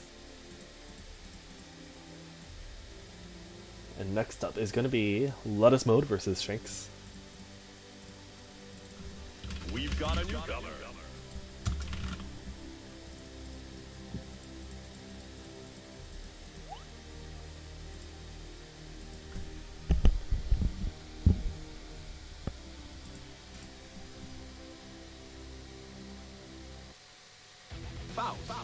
Versus Leo. Get ready to rock. Damn, Faust Leo again. 放っておきそうだ。猶予はない。全身取り替えちゃいましょう。俺はなんだ。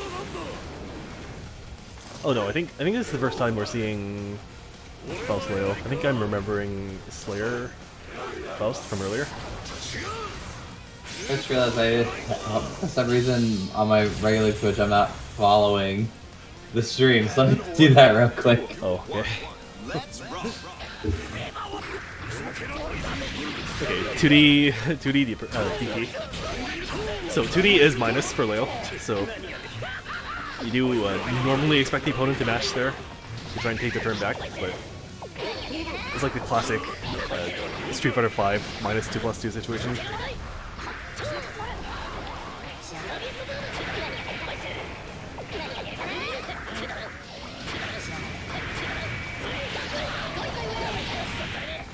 With the tried and true overhead to Dr. Copter. You know, he still needs a ton of work, but my progress has been more rapid. Oh, the full meter super. Yeah, that's it's a lot of items. Oh, super meteor God. also. That's a lot of damage. When Faust things are happening. Duel. Two. My Zato has been orange way more often now. I'm not sure if the square color is the best metric you want to use, but yeah.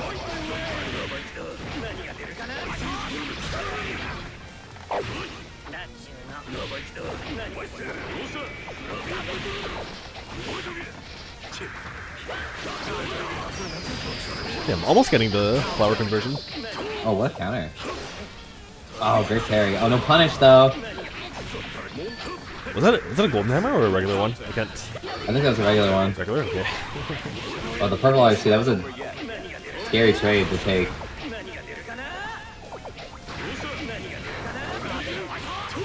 Another bomb, not quite close enough to matter. Oh, that's punishable also. When Leo does a 5H on you, that close up, and tries to charge into the stance, you can just grab him out of it.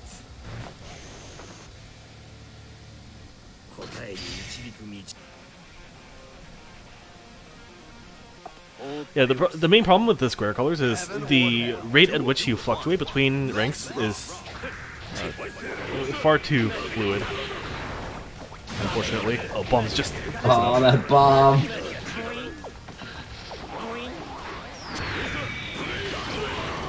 Yeah, that overhead while you're dealing with the meteors. Oh no! Faust loves stealing bursts! There's a golden hammer? Yeah, the golden hammer does the single most stun damage in the game, I believe. Out of like any single hit in the game. So when you get hit by Faust coming down there too, and dealing with the poison. Oh no! a lot of And the oil! You can't even run out of the corner! Yeah, not that you can really make use of that right now, because he's like sitting on top of the oil. And if he tries to go for the bomb bag, it's just gonna like go and hit the top of Leo's head. Oh god, black hole. Another one! Oh, that was a gold hammer. Not gonna hit though. Shame, it's gonna go off screen. Yeah, so the way it works is there's a super version of every item that Faust has. For example, the regular hammer turns into a golden hammer. Those meteors turn into like the big one meteor. That bomb turns into like a fireworks. And of course, the super versions don't occur as much as the regular versions for all of them. But that is 2-0 for Loudest Mode.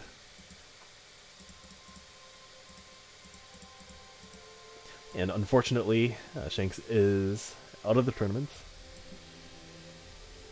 Ooh, So we got Zod and Faust up next. Yeah, we have a top 4 now. So our top 4 is Carmichael, Crocs and Socks, Mad Hatter, and Lettuce Mode. So I think we are going to do winners first. So we're going to do Carmichael versus Crocs and Socks.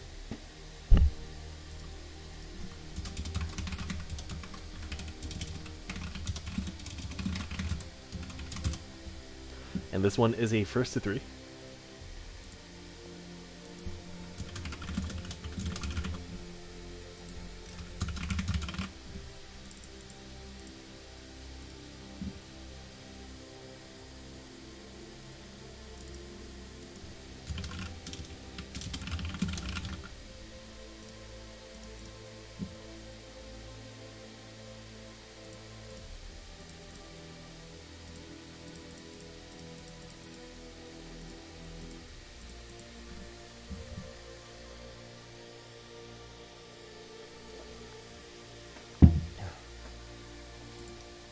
That is at 1900 hours for Xrd. Right now I am at 4152. My god. Yeah. I think my Steam version, I played on PS4 for so long, so my Steam numbers are like Oh, I so see. incorrect. I guess it's a way to put it relative to how long I've played the game. Yeah. I think But- Sony does like the end of year count for all the hours you put in the games, right? Like they send you an email with like the top X amount of games that you played with all the hours, I believe.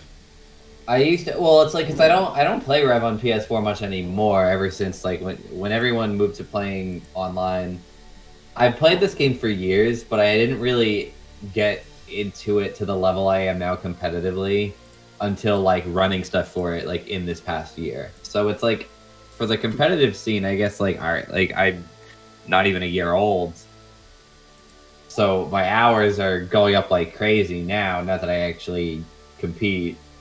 But I know, like, on PS4... Yeah, my Rev 2 hours on PC are only... They're 480.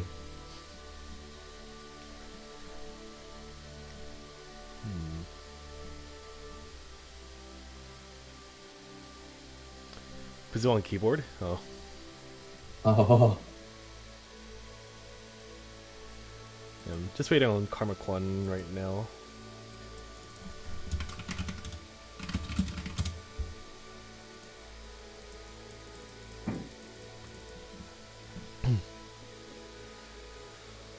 I really want to take your advice and spend some hours on an alt. Granted, so there are benefits to playing different characters at different stages of development. And yeah, I would recommend everyone to try different characters for sure. That being said, there are like a lot of single player stuff that I think you can definitely improve on right now for Zato. So like every time you get a knockdown, you want to make sure that you can do a mix of some sort. Or like if you don't do a mix, you should have a good reason for why you're not doing so. If you look at the replays for your matches right now, I think you're going to find that a lot of times you're not doing what you think you should be doing just because of the lack of muscle memory. Heaven or hell. Duel 1. Let's rock. So I would encourage you to try both at different times. But Carmichael versus Thompson Socks. Gonna be a pretty volatile matchup just by virtue of the amount of health that Milia has and the amount of damage that Slayer has. Right, I was thinking, like, the second Slayer gets in, Yeah. oh, will he be in? It's kind of like the dynamic that Pot has versus a lot of matchups where once he gets in, it's his game, right? I talked about this before, but because I know that people say, like, oh man, Chip and Pot is so polarizing, and I'm like, I still just think, like, fundamentally speaking, Pot just has to make the one good play, and then Chip is just dead. It's like swatting a fly. Yeah. I mean, like, you do have the option of bursting, but that's like your one shot at getting out. Afterwards, yeah, you're not going to have a fun time versus Pot, this Chip. It's going to connect, I believe. No, OTG. Oh, it didn't! Yeah, a little bit too low to the ground.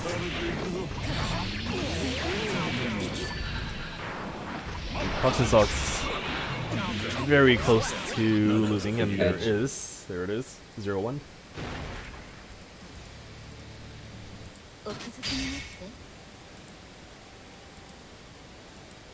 Heaven or hell. Duel 1.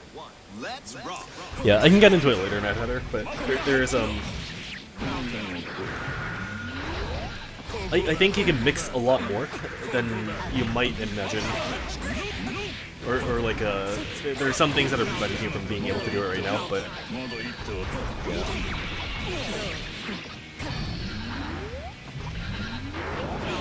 Oh, nice JD. Just gonna put him back in the corner. Completely get rid of that footloose. That's pretty good. Yeah, so those do have recovery when you land. It's not exactly. Ooh, good catch on that backdash. Nobody wanted out. Yeah, going in really deep to catch it. Gonna throw. Oh no, Millie in the corner on Slayer. Oh, good catch. Make sure to get that undertow. Yeah, undertow not really gonna work against Carmichael, I don't think. How many JPs can we stuff in this air block string? Oh, actually gonna take it now. Duel 2. Keep on rocking. He just needs one hit. Oh, that's a good start. Really good spacing on that. Fortunately, letting Milia out. Not a good start. I just gonna knock down. The only barrier for him winning right now is the burst, but getting a corner himself. Not a great him spot. with a bad move. So regular old 5p to get out. He has to be so careful of burst, and not gonna matter. Just gonna take the game 1-1.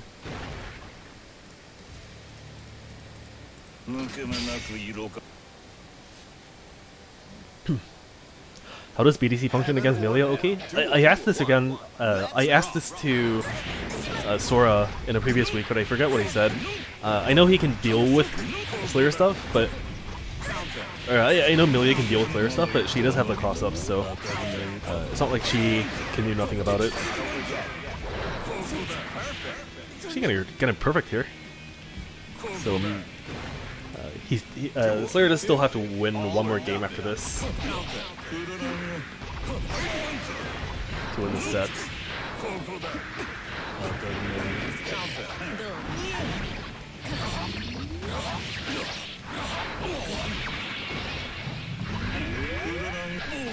Okay, gonna FT everything.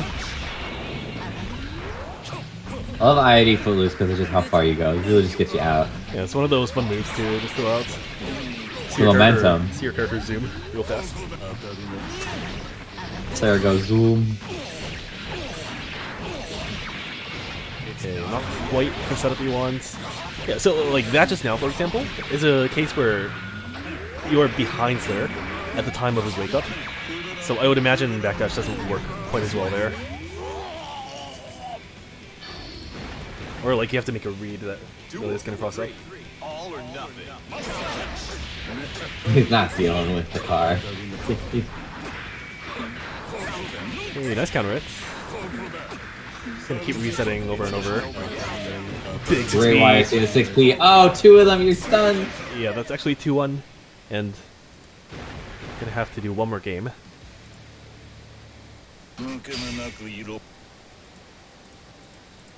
Real fast rounds right now. Heaven or hell. Duel. One. Let's rock. Okay. Big mother.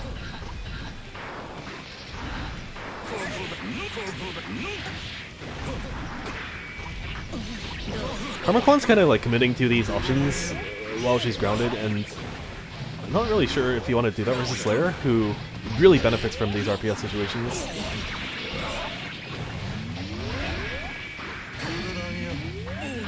I would imagine you want to be really reserved when it comes to pressing stuff on the ground versus Slayer. Oh yeah, I feel like yeah, because it's like you don't want to make guesswork against a character who will remind you you're made of 2-ply tissue. The 1-ply is reserved for Chip, but oh, I really like that cross. That was really cool. Duel. Two. All or nothing. Okay, nice throw. Those do get blown up by dust, but it did work out in this case. Okay, nice throw. That is the answer you want to go for. That's huge. If it works, it does. Oh my god. SXP. Alright. So 3-1 for Crocs and Socks. And it does send Carmichael to the loser side. We'll be facing the winner between Mad Hatter and Lettuce Mode. We're going to play right now.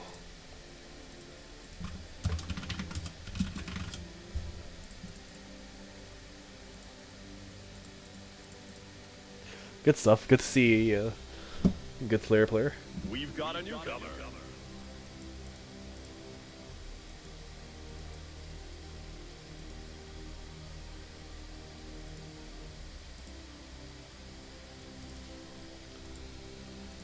First to 3 for losers. No, this is semifinals right now.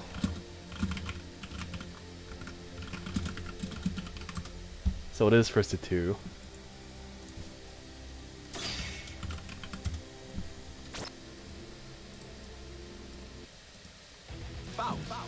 Versus Zato. Get ready to rock. Oh, is Crocs and Socks also Aoni? Team Aoni? Heaven or hell. I know Moku was part of that too. Let's rock.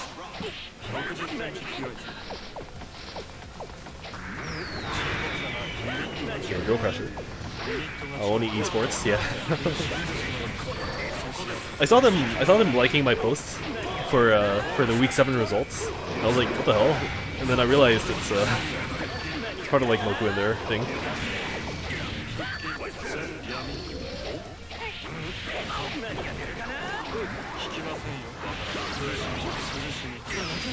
Okay, nice combo with the mini foul stem. That was pretty good. The TSB zoomers. Oh. Man, I wanted to go to TSB one time during REV2's lifespan, but never happened due to COVID.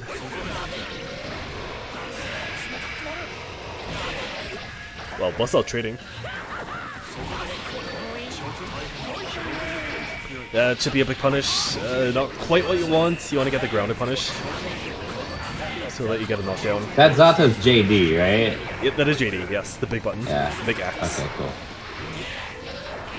It's probably one of his best buttons. Oh, that move looks fucking good. Generally big button. Yeah, so it forces knockdown on counter REV2, which is pretty important. Oh, that's really good. Duel 3. All or nothing. With the drill. So like the single biggest issue I see right now is that whenever Mad Hatter gets a knockdown, there are often cases where he does like set up Eddie and he does the jump and then he does set up for the mix, but he doesn't actually go for the mix, and he kind of operates on the fear of the mix coming. But he doesn't actually go for it a lot of times. So if you're playing against him, you can actually just kind of block, and there's not actually much of a mix there, oftentimes, unfortunately. Okay, gonna interrupt the... actually gonna work too. I can't believe it. It's 1-0 for Mad Hatter. Hold on, anything switch names? Oh, Matthew Keel says in the chat, yo, don't know what the name of your room is meant to advertise the channel, but it's a great way to do it. Figure out Papa who's gone, this attorney. Oh yeah. Well, yeah, it is. Yeah, it's supposed to be like a Canadian tournament, but there's not enough people in Canada for it, so it extends to Northeast USA also. So if you're in the region, feel free to join next week. Every Saturday night, baby. Okay, Greek Shadow Gallery, can make the knockdown to you. Oh, here, never mind, ad's over. I see it is. Oh, you were in the ad, the 30 seconds of ad.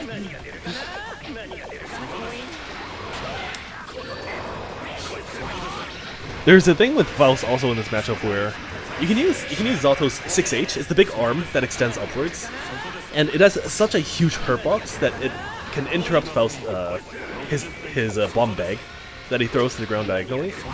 So Faust himself also gets hit by that explosion. So what you can do is if you press 6H as Zato, and you think that Faust is going to go for that bomb bag, you can actually make it explode in proximity to Faust, so it hurts himself. It's kind of hard to explain in words, but you're abusing the fact that your 6H has a huge hurt box, basically, and it's pretty great.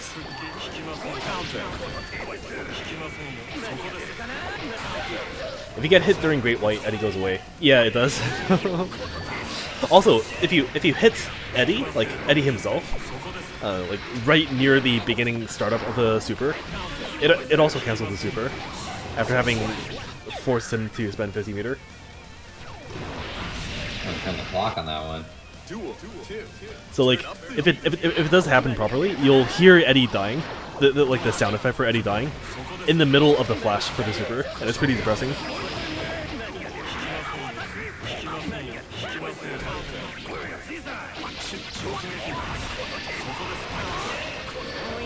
Yeah, also, looking at the drills reminds me, like, this is also a matchup where the opponent kind of has struggles against drills in neutral. Like, Faust, not exactly the most mobile character, right? And, like, each time he is faced with those drills, you do kind of have to, like, make a decision as to what to do. You can't really just sit there forever, or else you're just gonna kind of get zoned by Eddie in neutral. And, yeah, that doesn't do a lot of damage, even if you combo properly.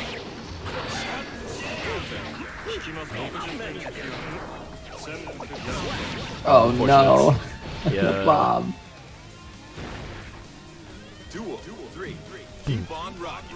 The vulnerability on Break the Law does increase the longer you stay underground, so you don't want to take that into account also.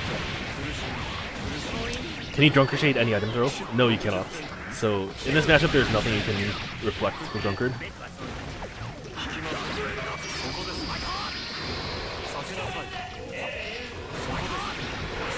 This kind of uses Dead Man's Hand to side switch. I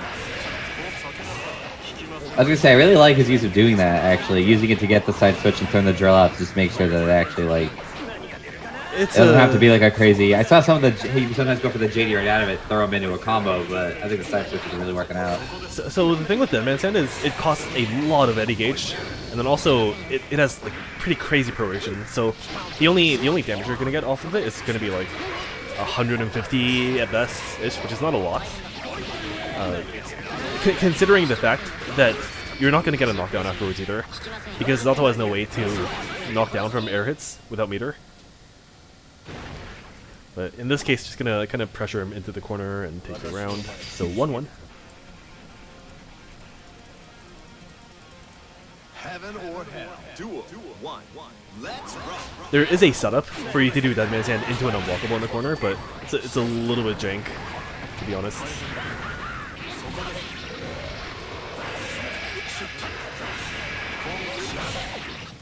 Okay, gonna drop the combo. Oof, yeah, that poison also does like a pretty significant amount of damage if you don't let it get cancelled out. So you do want to be careful. Yeah,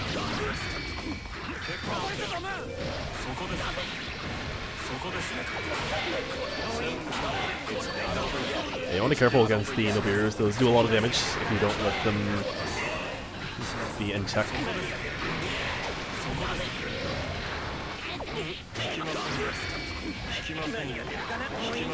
Oh, oil's going to explode. I think Phelps was pretty close to getting hit by the oil there. It does reach pretty far up vertically. I'm going to interrupt 2H. Duel.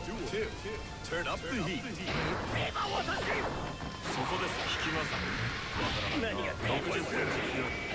And the thing I was mentioning with Drill earlier was that not only does Phelps have issues in terms of mobility, it's also his hurt boxes on a lot of his moves get caught by the Drill whenever he's pressing something. So anything like Far Slash, his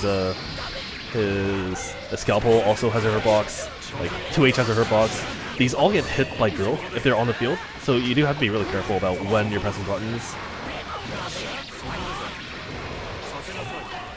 Oh, there. Oh, that sucks too, because now I know what you mean. You're saying it spends a lot of eddy meter too, so It does, yeah. And sucks like when it doesn't land. you can get the side switch, but the damage that you get is honestly not a lot.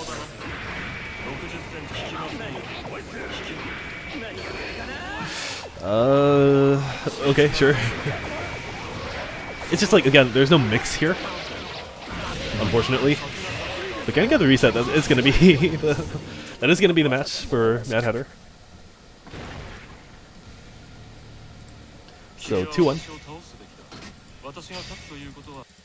And yeah, it is a first to 2. Is it ever a good idea to intentionally go up and FD block a drill? Not really. Usually you just want to IB, and that's a better situation for you.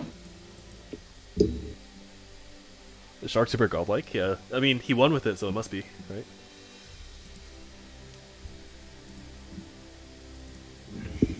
Zato Gaming and Losers Finals.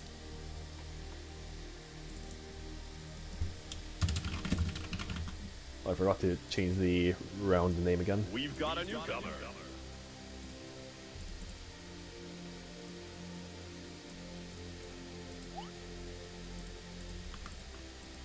So going to be Mad Hatter versus Carmichael. Zato Milia. This is a pretty miserable matchup for Zato.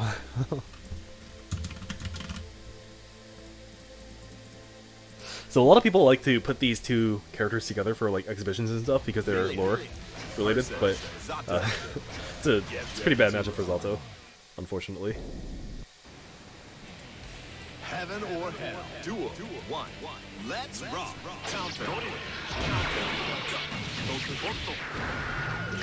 I like Karma switching the colors every matchup. This one's pretty good, I think. I'm not sure what he usually goes for, but... I just realized too, that's cool. Like it's still in the dark for this one. Oh, yeah. Not sure if that was intentional, but yeah, I'm pretty good. It's a bad matchup, that's why he canonically died to her. Yeah, I guess, good point.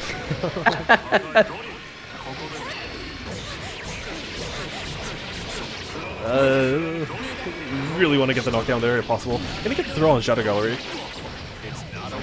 So, whenever Zato goes for Shadow Gallery, what you saw there was the moment he disappears, there's a brief amount of time where he's considered grounded. So during that time, you can go for the throw on him and get the grounded throw. Also, he just taunted after the round, and that does give the opponent 50 meter at the start of the round.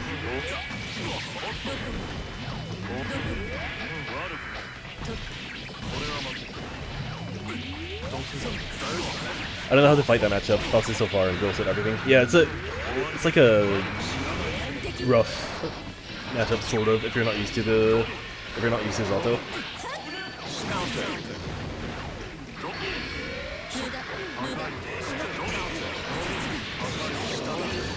Oh, yeah, he tried to go for so that combo works on midweights, but you have to be really clean with your inputs for it to work on lightweights like Milia. So 1-0 so far, and this is also a first to 3. It is losers finals. Heaven or hell. Duel. 1. Let's rock.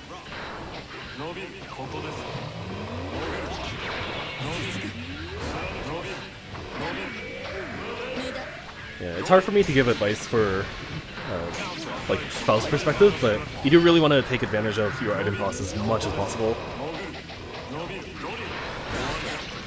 Right, because you were saying in that matchup specifically, you can't reflect any of his items. You Like, there's no use for shade, right?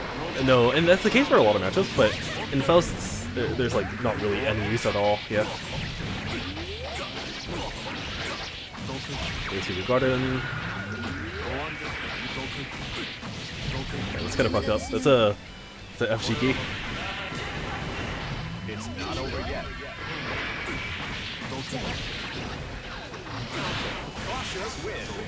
You know those like fuzzy guards or F Shikis used to sort of be like his auto thing, and now like every character has them. Oh my god, the taunt for half meter there's at another round one. start. Yeah.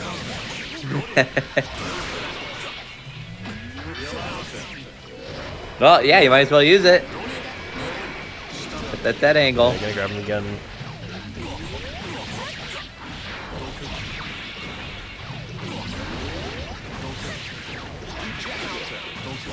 Yeah, I'm sorry, Mad Hatter, but me and Karma had a 6-hour set like a few weeks ago, so you're gonna need some real good reads to win this one.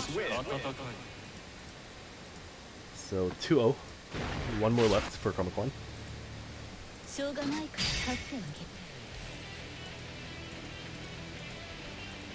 Heaven or hell. Duel. 1. Let's rock. I feel like most set play resource characters struggle against characters like with Milia's kind of draw pressure. Those characters that you mentioned tend to have like weaker defense in general, so it does make sense.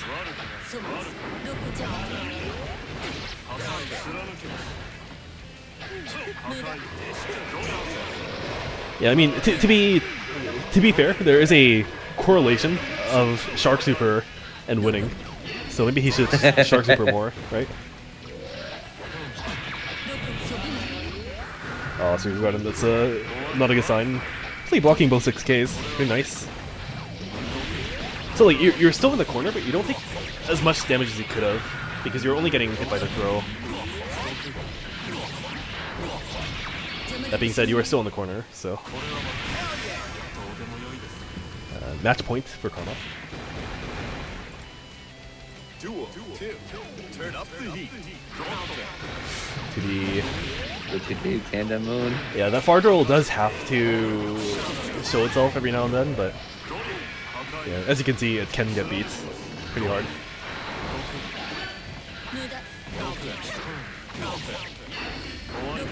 Ooh, great YRC. No Secret Garden. Yeah, I mentioned this before, but Mad Hatter does really take his time when he's on defense and like tries to wait a lot and try to react, but it does really crank your risk. It's not really something you want to do too much, especially in this matchup. Matchups like Milia, you really just want to get out as fast as possible and like not block as much as possible. You want to be trying to use other options like Blitz, Dead Angle, like Hunting Jump Outs, Supers if you can. Blocking is like the last thing you want to do, ideally. Yeah, it should kill, yeah. I think it's too late, yeah. Oh! There was a small delay there. Oh, he could have killed too. OTG. Gonna take the BM route.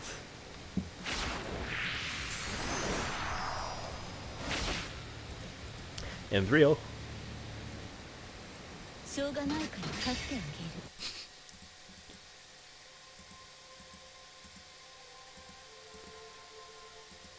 Damn, you couldn't even give him the IK send off, huh?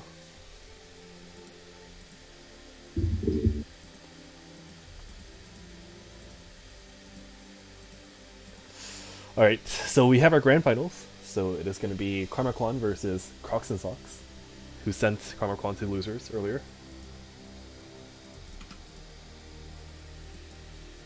So let me set up some things real quick.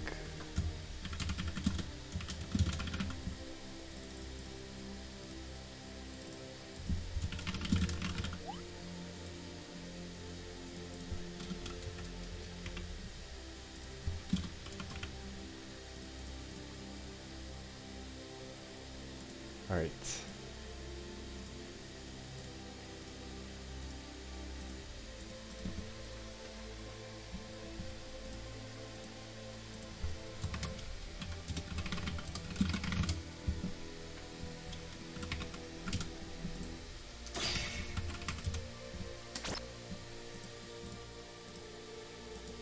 It is going to be Slayer versus Milia again. I don't think they have any alt characters, to my knowledge. Slayer versus Or at least like not any that they would be pulling out in tournaments. I'm pretty sure. Heaven or hell. Duel 1. Let's rock. Oh, different palette again for Milia. Crocs has an Axel he BMs with. That's so funny. My Slayer friend has he plays Slayer almost exclusively, but then he has an Axel that he also BMs with.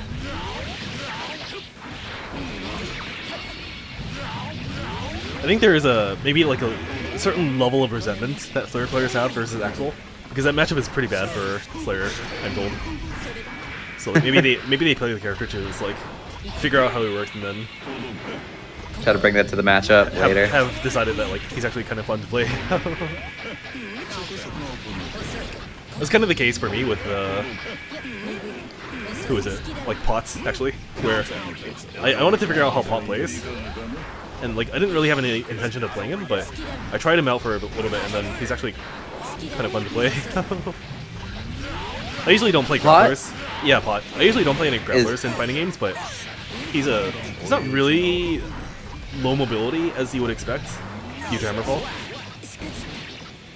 See, that's the thing. Like, those types of like I love playing Pot like ironically. Like I love playing Pot like in casuals. Like I would never care to play a grappler. Would ever actually realistically land that character. But like the way that he does operate, like especially even if you're just playing for fun, like with friends, it's really fun. Hey, he has cool combos in the corner. 6k loops. He's got some crazy shit. I love Church of the YRC's in the corner. Yeah, those are pretty good also. It's like just entirely hides your dust animation. It's not over yet. Okay, so you might be thinking Milia has a overwhelming advantage right now, but One hit. given Slayer's damage, yeah, that was pretty close also, that Mappa. Think about that too, actually, right there. That map 100. If that one hit, like that would have been it. Yeah, more or less. Oh my god, yeah. Just off an air confirm. それだまあ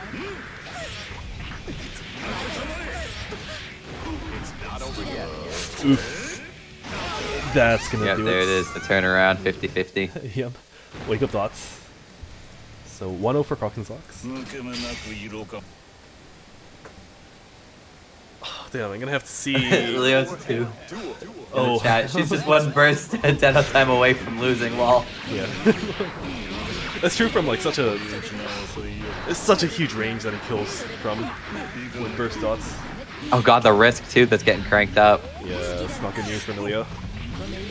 You can grab him out of the dash teleport. It's really good for Karma to actually stay out of that punish scenario. Oh, he did wake up bite just now. Versus disc. God. not over yet. Pizzu in the chat. Crocs probably doesn't know you can dead on time without burst. That's a good point. I don't think I've ever seen him do that on time without burst. There it is again. God! It was so close to working too.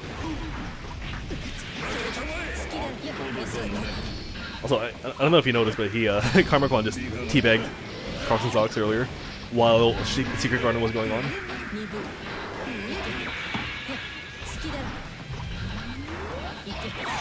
Oh, that's huge. Not over yet. Oh my god. What is going on? Okay. That was one too many resets than there should have been. Duel. Two. Turn up the heat. Counter.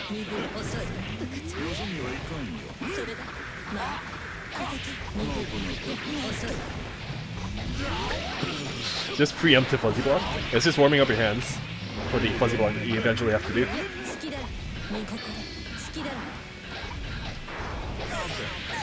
Okay, nice. It's gonna knock down. It should have knocked down.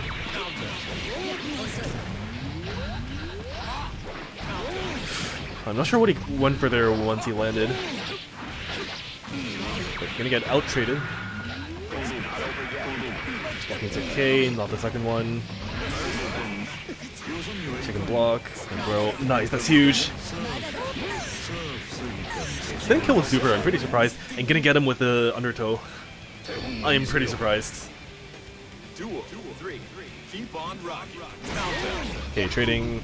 It's like sort of in Slayer's favor.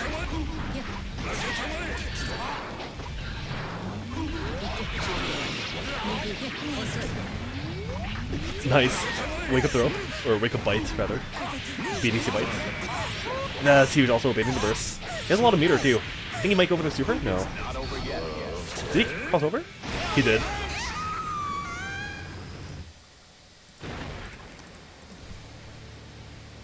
This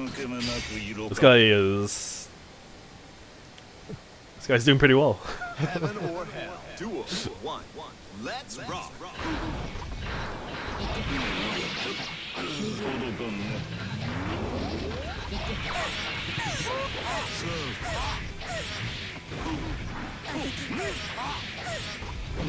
Yeah, Slayer's such a cool character, design-wise. God, yeah.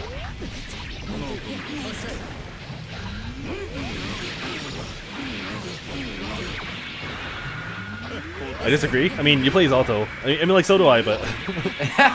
like, I was gonna say. I don't know, but, like... oh, that's also huge. Good kill right now. Okay.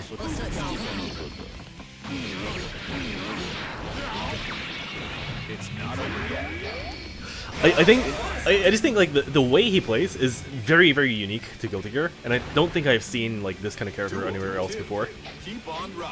I love using Slayer as a way to explain to people like what Guilty Gear is compared to like other fighting games. I had a friend who plays a lot of like he plays a lot of Street Fighter 5, and we got him into Guilty Gear, and he played 3S as well.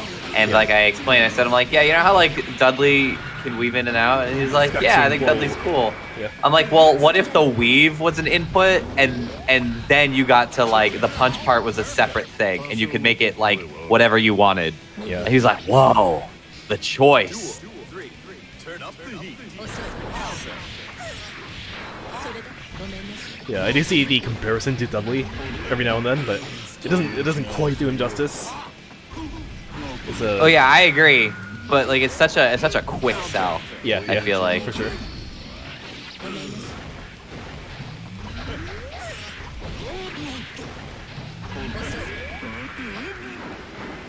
I mean, like particularly the way his dash works is like I don't think I see it anywhere else.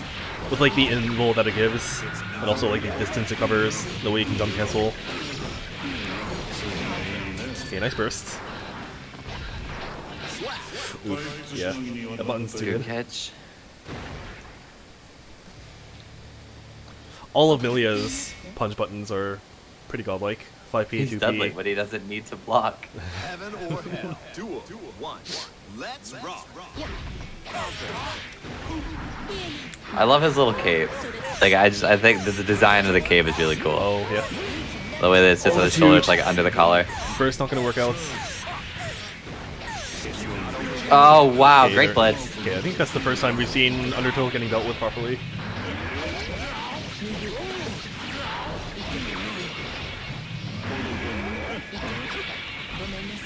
Yeah, throw not too big of a deal so far, but if you get JS on the way out, it's a risky burst that could have been baited pretty easily at the timing.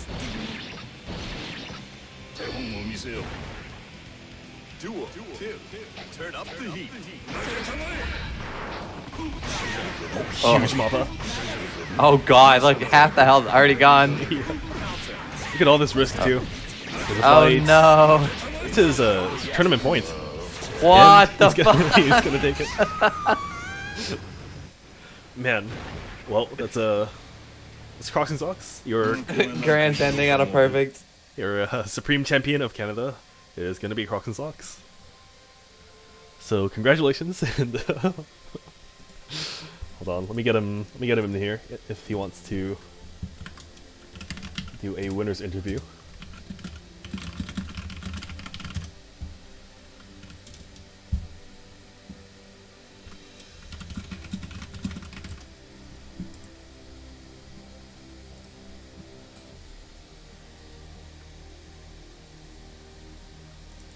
Damn, no? Okay.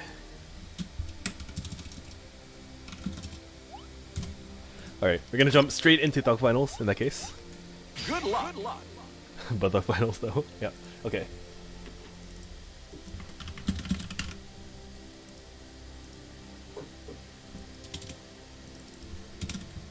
Thug finals, huh? Yeah, so it's gonna be... Fuck him up. God, I don't know if I even want to play Zalto into this. But I think I do need to. Sato 1. Arena. My other option is like I can play Pot into this, but I don't think I have the all the matchup experience I need to play this properly. Like Pot Slayer is pretty good for Pot, but I don't think I've played it enough in this matchup. I think Slayer is my biggest like game check because I don't think like when I think of like Raven versus Slayer, I think Slayer gets absolutely destroyed in that matchup. And there's definitely like weird shit that Slayer can do, but I think like on average it's like I can literally just like 5S like 90% of that matchup. Just with the because 5S on for Raven just has like the perfect amount of range and startup to just disable a lot of Slayer's like movement options. But it's like I'll still and I've been playing against Slayers for years, and I still get absolutely like stomped on Yeah. by Slayers, and so it's like I'll play that and be like that shit keeps me humble. All or nothing. Because it's like I should be winning these due to matchup experience as well as matchup spread, but I'm just not.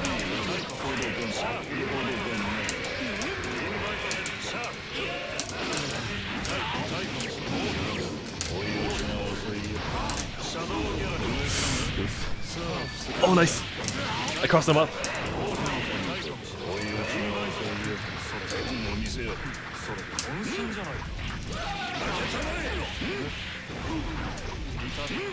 Clear the chat. Matter. Simply do what Minu is doing at all times.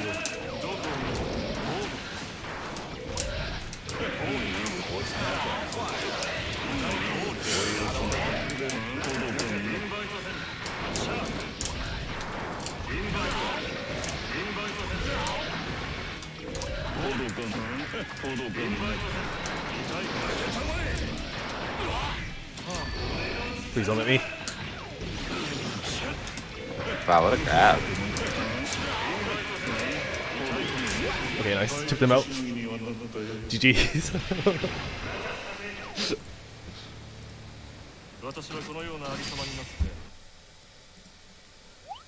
Alright. I get to informally protect the role of Supreme Champion of Canada. So. Alright. Thank you for playing, everyone. And watching, everyone. Unfortunately, we had a filthy American win our tournament this week, but It is well deserved. And let me give him the role. And yeah, some brief info regarding this tournament for anyone who just joined, or for anyone who wasn't aware. We are running every Saturday at 5 p.m. now. So if you are in the eastern region of North America, let me put up the map here.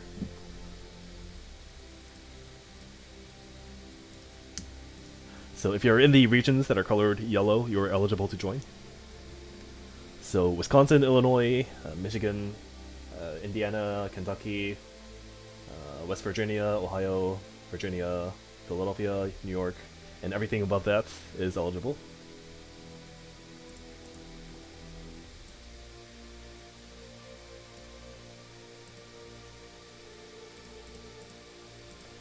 And yeah, the other tournaments that are running right now for this sort of region is, there's one called Netplay Versus that's run by a guy named Theophrastus, I believe, in the Exert server.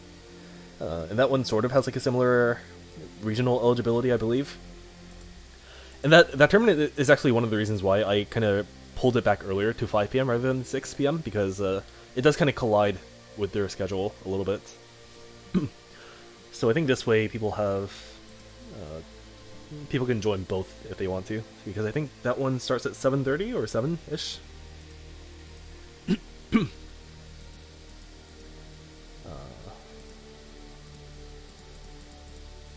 But yeah, unfortunately, Dragonfly was not able to be here this week, but they'll probably be here next week.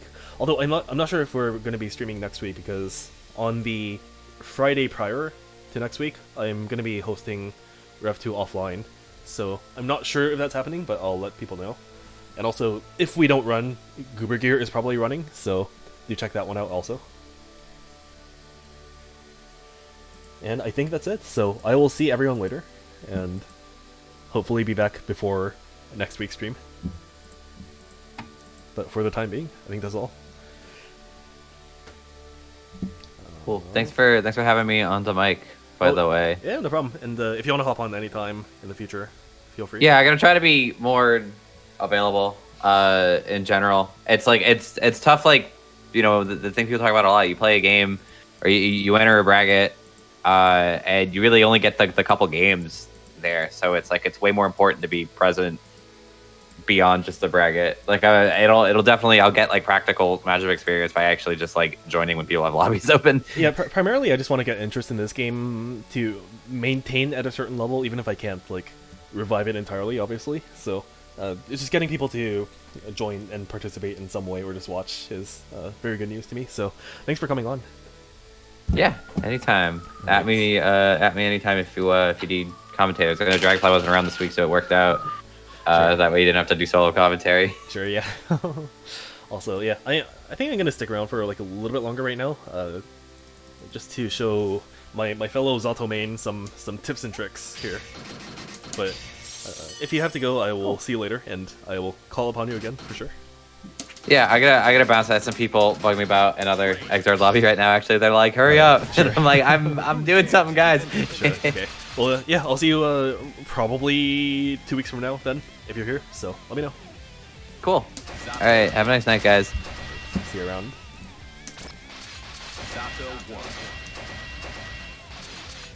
Let's make Soul for now. So, I'm only gonna be here for like, I don't know, 20 minutes, but oh, I saw the map. I see. Get ready to rock.